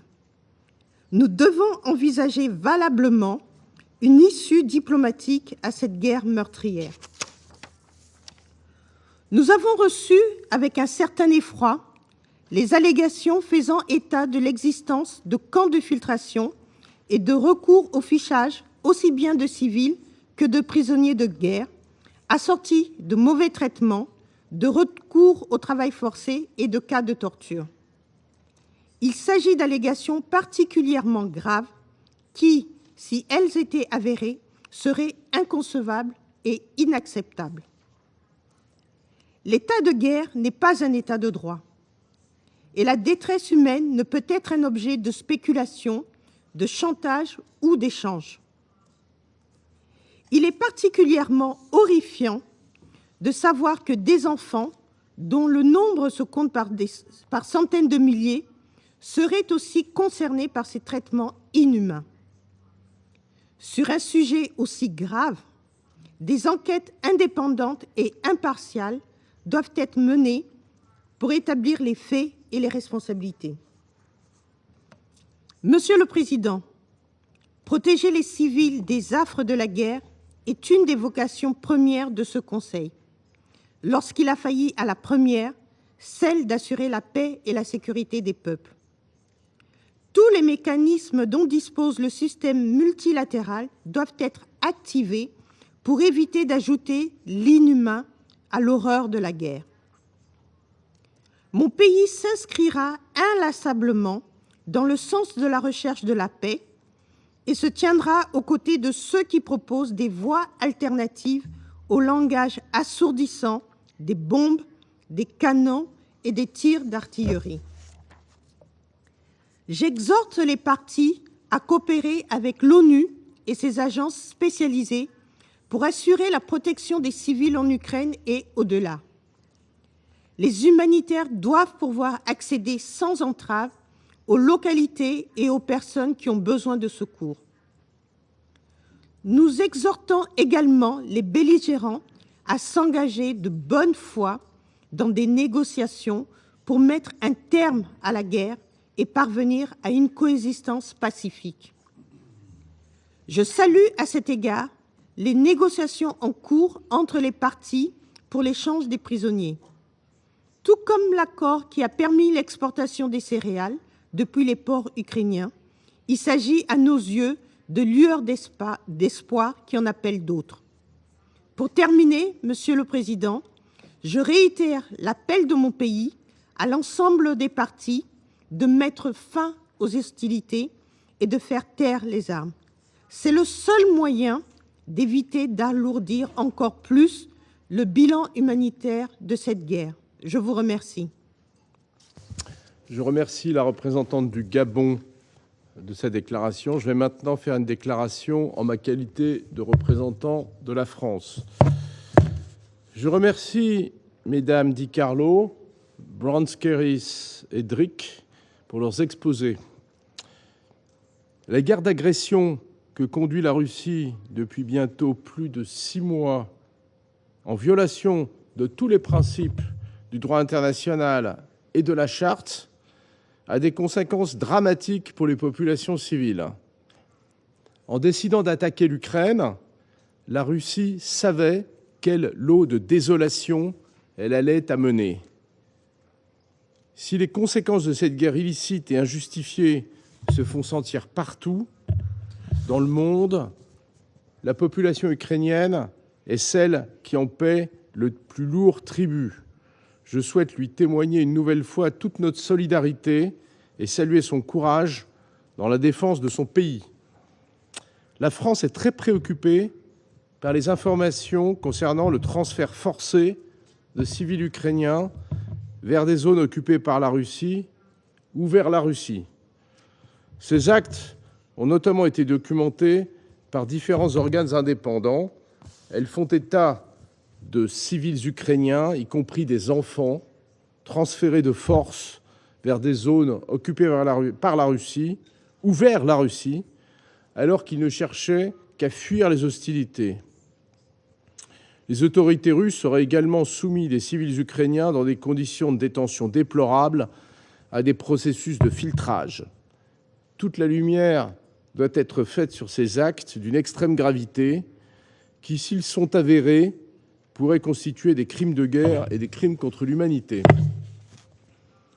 Depuis le début de la guerre d'agression lancée par la Russie, nous ne cessons de recevoir des témoignages de graves violations du droit international humanitaire et des droits de l'homme.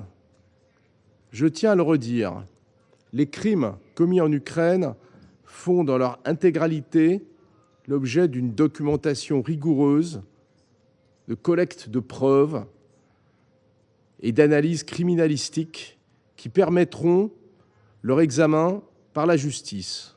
Rien ne restera caché. Leurs auteurs devront rendre des comptes. Le travail de la Cour pénale internationale et de la commission d'enquête internationale et indépendante créée par le Conseil des droits de l'homme est indispensable à cet effort de documentation, d'analyse et de lutte contre l'impunité. La France soutient leur action ainsi que les efforts déployés par les juridictions ukrainiennes dans le cadre des enquêtes qu'elles ont ouvertes. Elle restera aux côtés de ses partenaires et continuera à se mobiliser sans relâche. Je reprends mes fonctions de président du Conseil et je donne à présent la parole à la représentante de l'Ukraine.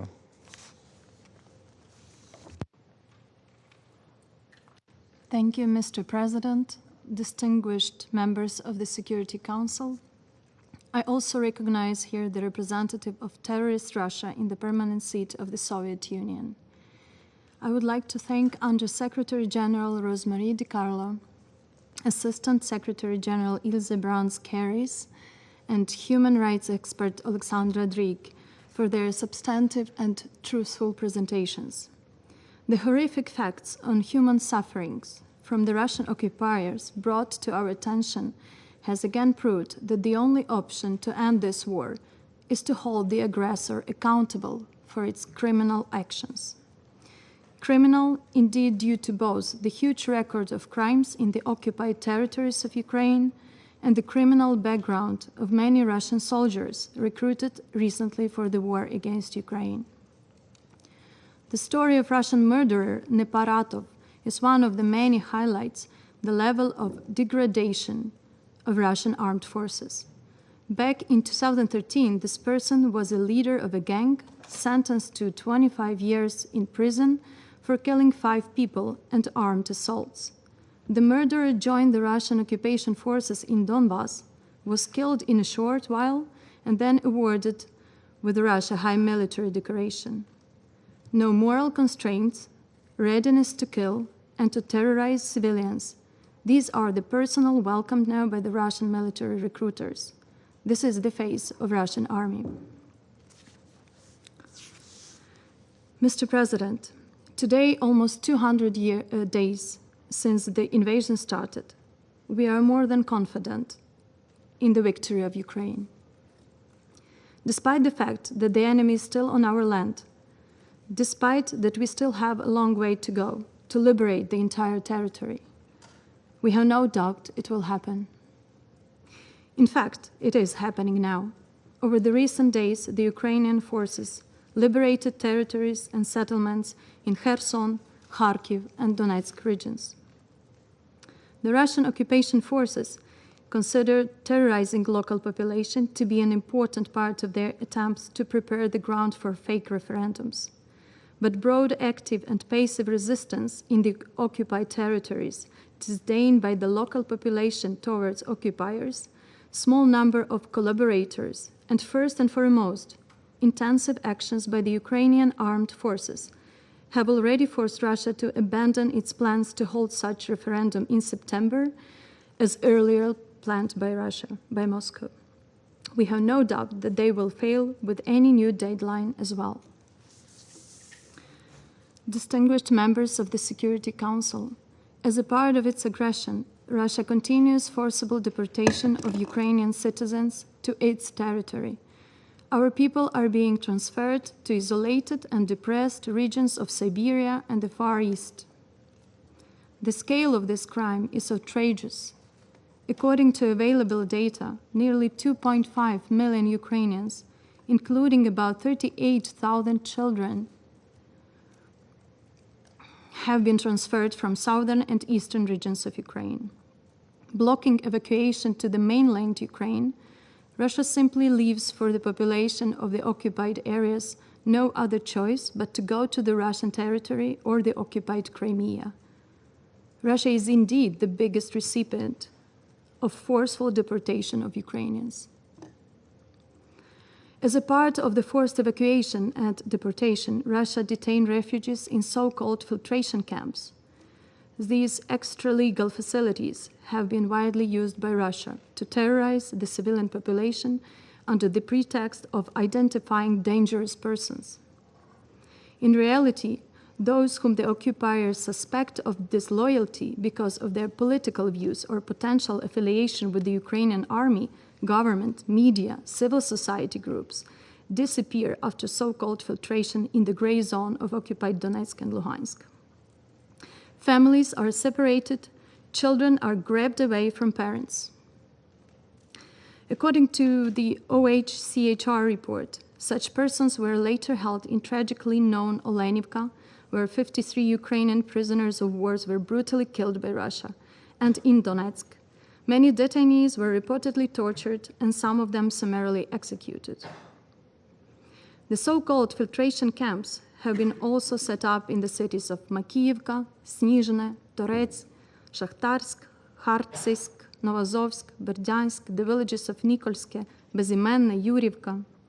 According to Ministry of Reintegration, temporarily occupied territories of Ukraine, that only about 16,000 deported citizens were able to return to Ukraine. According to their accounts, most of those transferred to Russia face lack of means and absence of travel documents. This makes dozens of thousands of people wishing to return back home literally trapped in Russia.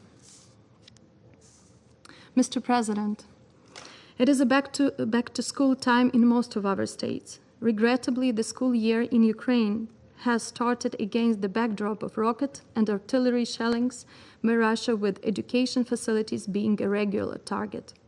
Since the beginning of invasion, the Russian forces have damaged 2,177 educational institutions, leaving 284 totally destroyed. Due to the security threats, only 56% educational institutions are prepared to provide in-person learning for their students. Primary concern is that Russia attempts to expand its practices of militarization and Russification of education to the territories it has occupied since February. It focuses on erasing the Ukrainian ethnic identity. According to available data, about 200,000 children of school age remain in the occupied territories. Principals and school staff in the occupied territories are subject to pressure and intimidation, aimed at enforcing them to follow Russian school programs. Needless to say, the curriculum that Russia tries to impose in the occupied territories of Ukraine does not provide the studying of the Ukrainian language and literature, as well as the history of Ukraine. As most of Ukrainian teachers in the occupied territories refuse to collaborate, the Russian occupiers try to substitute the local staff with that coming from Russia. Distinguished colleagues, children from the occupied territories are transferred to Russia and illegally given up for adoption. The forcible transfer of children of one group to another with intent to destroy in whole or in part a national, ethnic, racial, or religious group is a violation of the Convention on the Prevention and Punishment of the Crime of Genocide. On August 23, the Krasnodar Department of Family and Childhood in the Russian Federation publicly reported that over 1,000 Ukrainian children from Mariupol were illegally transferred to outsiders in Tyumen, Irkutsk, Kemerovo, and Altai regions. More than 300 children are currently being held in specialized institutions in Krasnodar region. We reiterate that all Ukrainian children who were illegally displaced to the territory of Russia must be returned to their parents or legal guardians. Until this happens, this crime needs most powerful response by the international community. Mr. President, facing the existential threat to the state and the people, Ukraine continues contributing to averting the global food crisis and fulfilling in good faith its obligations for the Grain Export Initiative. As of now, more than 90 ships have already been sent from Ukrainian ports. And in general, more than 2 million tons of our food have already been exported by the sea from the Ukrainian ports. But as long as Russia is able to continue its aggression against Ukraine on land and sea, the global security threats and food crisis would remain fragile. Distinguished colleagues, such modern evil has to be disarmed fully in order to prevent the repetition of violence and bloodshed. This is a key lesson drawn from the Second World War that started 83 years ago on 1st September 1939. People believed that it would be possible to avoid the repetition of those terrible crimes and such a cruel war. But the similar mourning happened again for millions of Ukrainians on 24th February 2022. Once again, aggressor tries to seize territories in Europe through mass murder and terror by exploiting the ideology of hatred. But there is something that did not happen again. There were no pacts with the aggressor. From the very beginning of the war, we have received real help from true friends all around the world. Russia's capacities to wage a war has been limited by sanction packages, and we urge the international community to further expand this practice that literally saves the lives of Ukrainian people. As President Zelensky said on the occasion of the anniversary of the Second World War, I quote, "We will do everything to ensure that Ukrainians and other nations throughout the globe live freely. We will do everything to ensure that the morning of September 1st, the morning of June 22nd, and the morning of February 24th do not repeat. Never again. We will do everything to make hatred finally lose." I thank you. Je remercie la représentante de l'Ukraine de sa déclaration et je donne à présent la parole au représentant de l'Italie.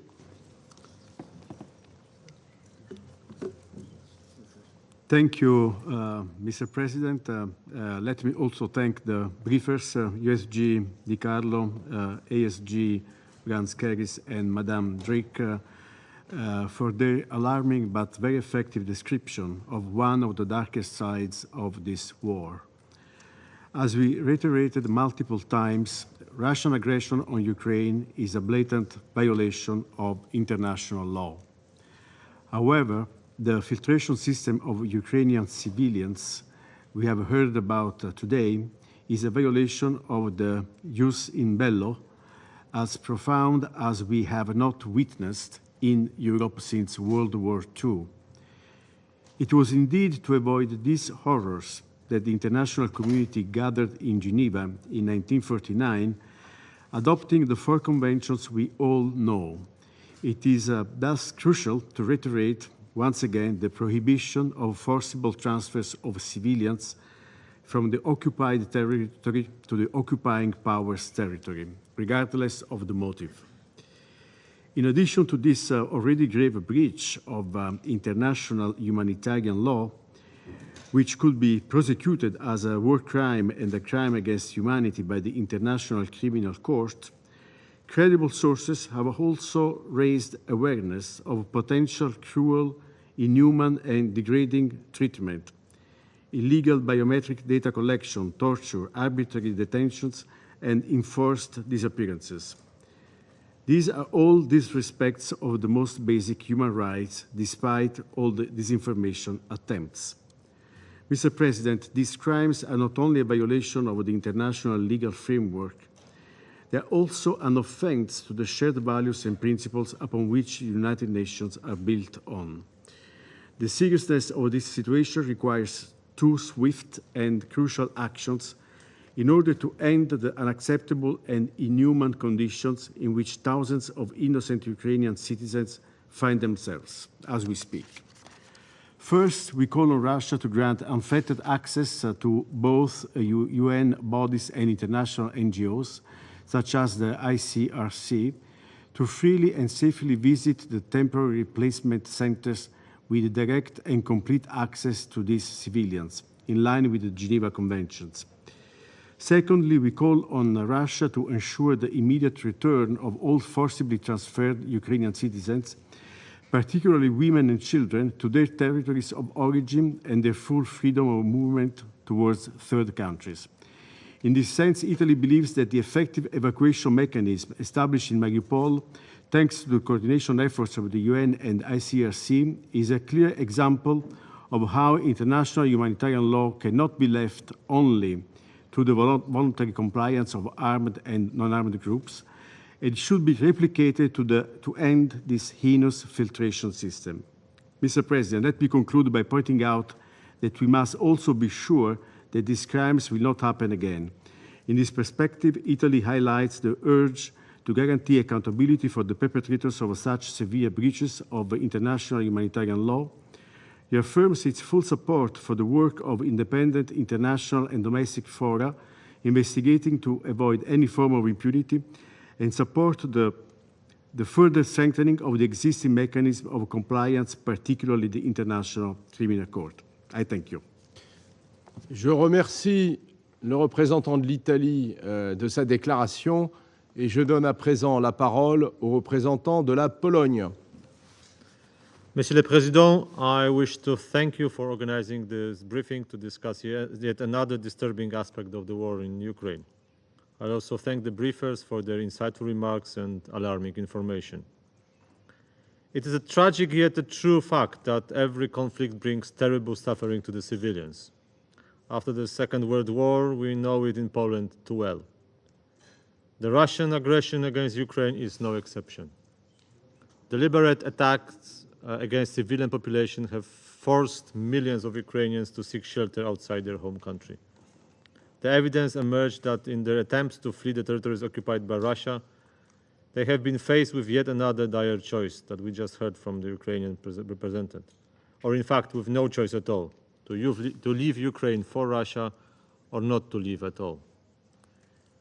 As it was already signaled by the Ukrainian administration and further confirmed by the recent Human Rights Watch report, forced transfers of civilians from Donetsk and Lugansk regions and the overrun city of Mariupol into the territory of Russian Federation have been conducted by the Russian or Russian-affiliated troops and officials. Mr. Chair, we express our grave concern about the deportation of civilians to Russia. We are also deeply worried by the establishment of the so-called filtration centers for the people evacuated from the besieged or temporarily occupied territories.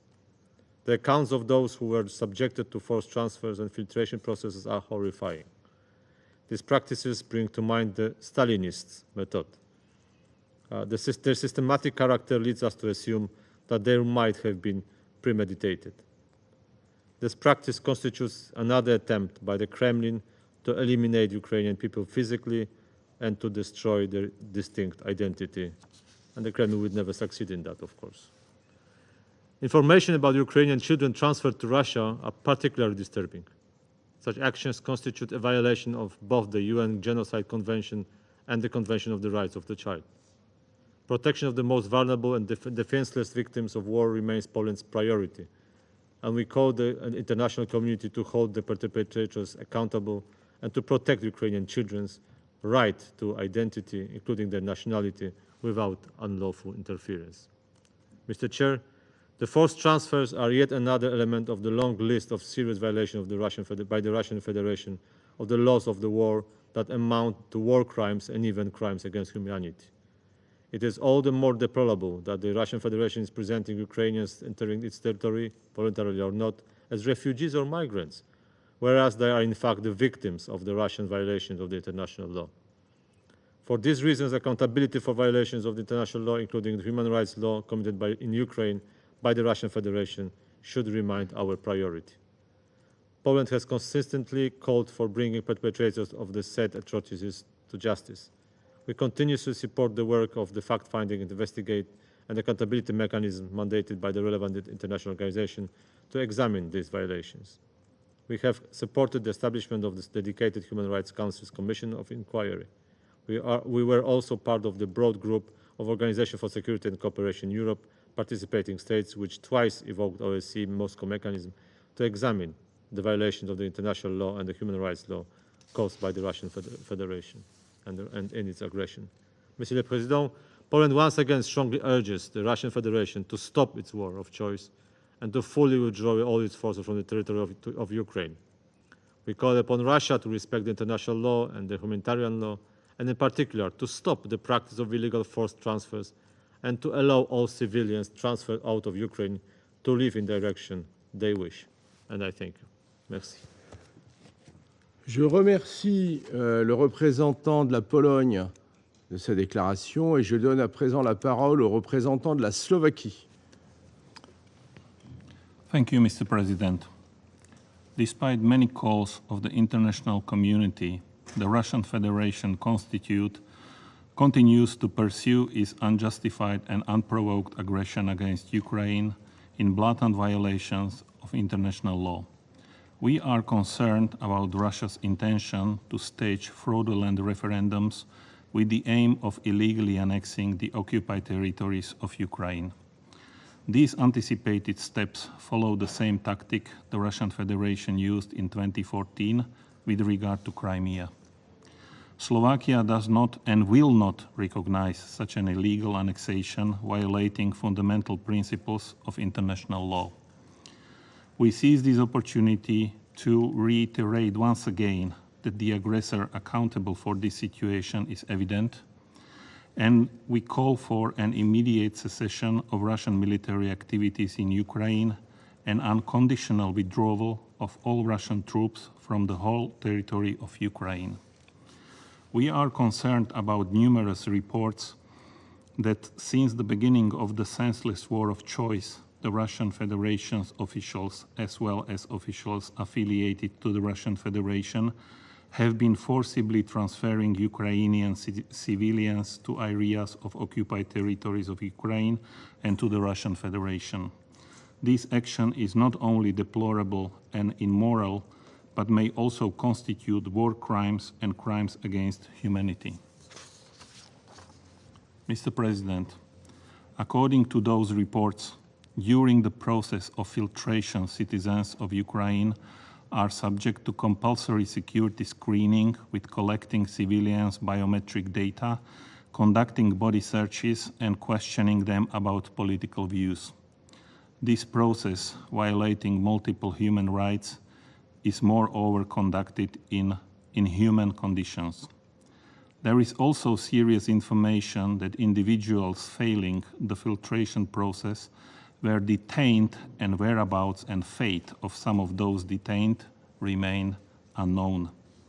In this regard, there are serious grounds for concerns that these individuals are at particular risk of torture and deprivation of their lives. We call on the Russian Federation to cease such an activity at once and allow all civilians forcibly transferred who wish to return to Ukraine to do so. Last but not least, we deplore once again propaganda and false narrative we heard today by the Russian Federation under the pretext of humanity. I thank you. Je remercie le représentant de la Slovaquie de sa déclaration et je donne à présent la parole au représentant de la Lettonie. Thank you, Mr. President. I'm speaking on behalf of the three Baltic states, Estonia, Lithuania, and my own country, Latvia. We welcome this meeting on forcibly transfer or deportations of civilians in Ukraine. And we thank the Undersecretary De Carlo, Assistant Secretary General Brants-Kehris, and Mrs. Drick for their thorough presentations. For almost 200 days, Russia, aided by Belarus, continues this brutal war of aggression in blatant violation of international law, by violating Ukraine's sovereignty and territorial integrity, and by terrorizing and committing atrocities against civilians.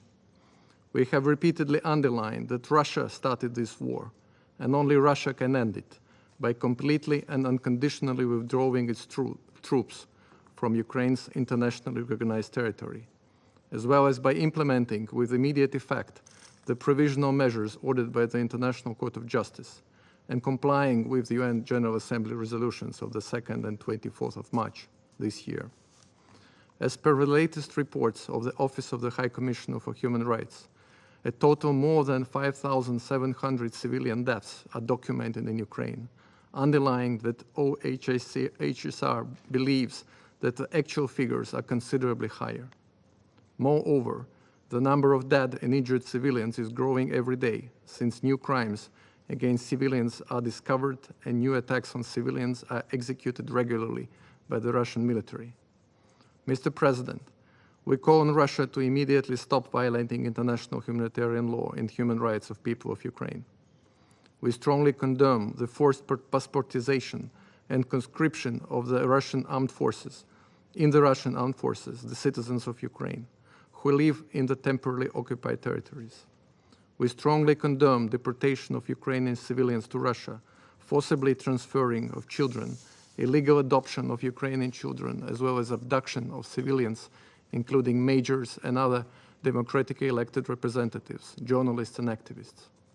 According to various credible government, non-governmental and international organization reports, Russia has forcibly transferred over 1.7 million Ukrainians to Russia, including over 240,000 children. Russia's forces have set up almost 20 so-called filtration camps or centers in temporarily controlled Ukraine's territory. Ukrainians who have endured these camps have reported treatments ranging from humiliation to verbal abuse and physical torture, including strip searches, confiscation, and search through the electronic devices, use of electric shocks, and even staged mock executions of detainees. Such vulnerable groups as women, children, orphans, and elderly have suffered the most. There is clear and undeniable evidence that Russia is deporting Ukrainian civilians.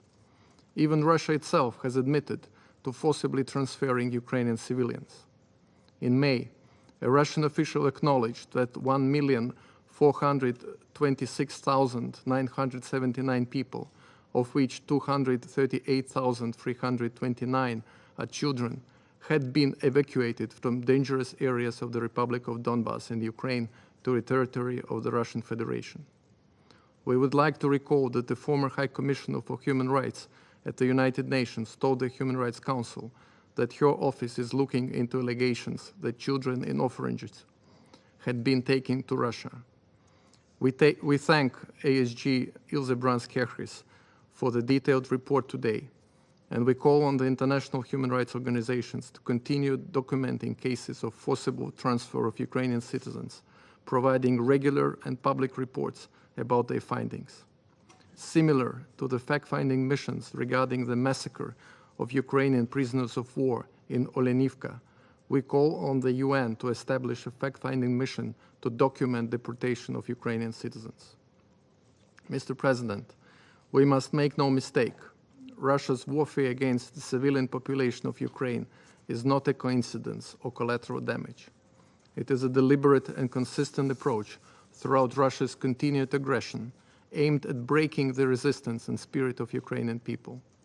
Unable to defeat Ukraine in the battlefield, Russia's military seeks to achieve its aims by terrorizing Ukraine's civilian population. This is the high time for international community to demonstrate that the norms aimed at protection of civilians are not empty statements that can be trampled down by dictators and bullies, but ironclad obligation which we are collectively determined to uphold. We must ensure accountability at all levels for atrocities committed against Ukraine and its peoples, including deportations. It is of utmost importance to continue to provide all necessary support in this regard. Justice must prevail. The perpetrators must and will be accountable. And thank you, Mr. President. Je remercie le représentant de la Lettonie pour sa déclaration. Il n'y a plus d'oratrice ou d'orateur inscrit sur la liste. La séance est levée.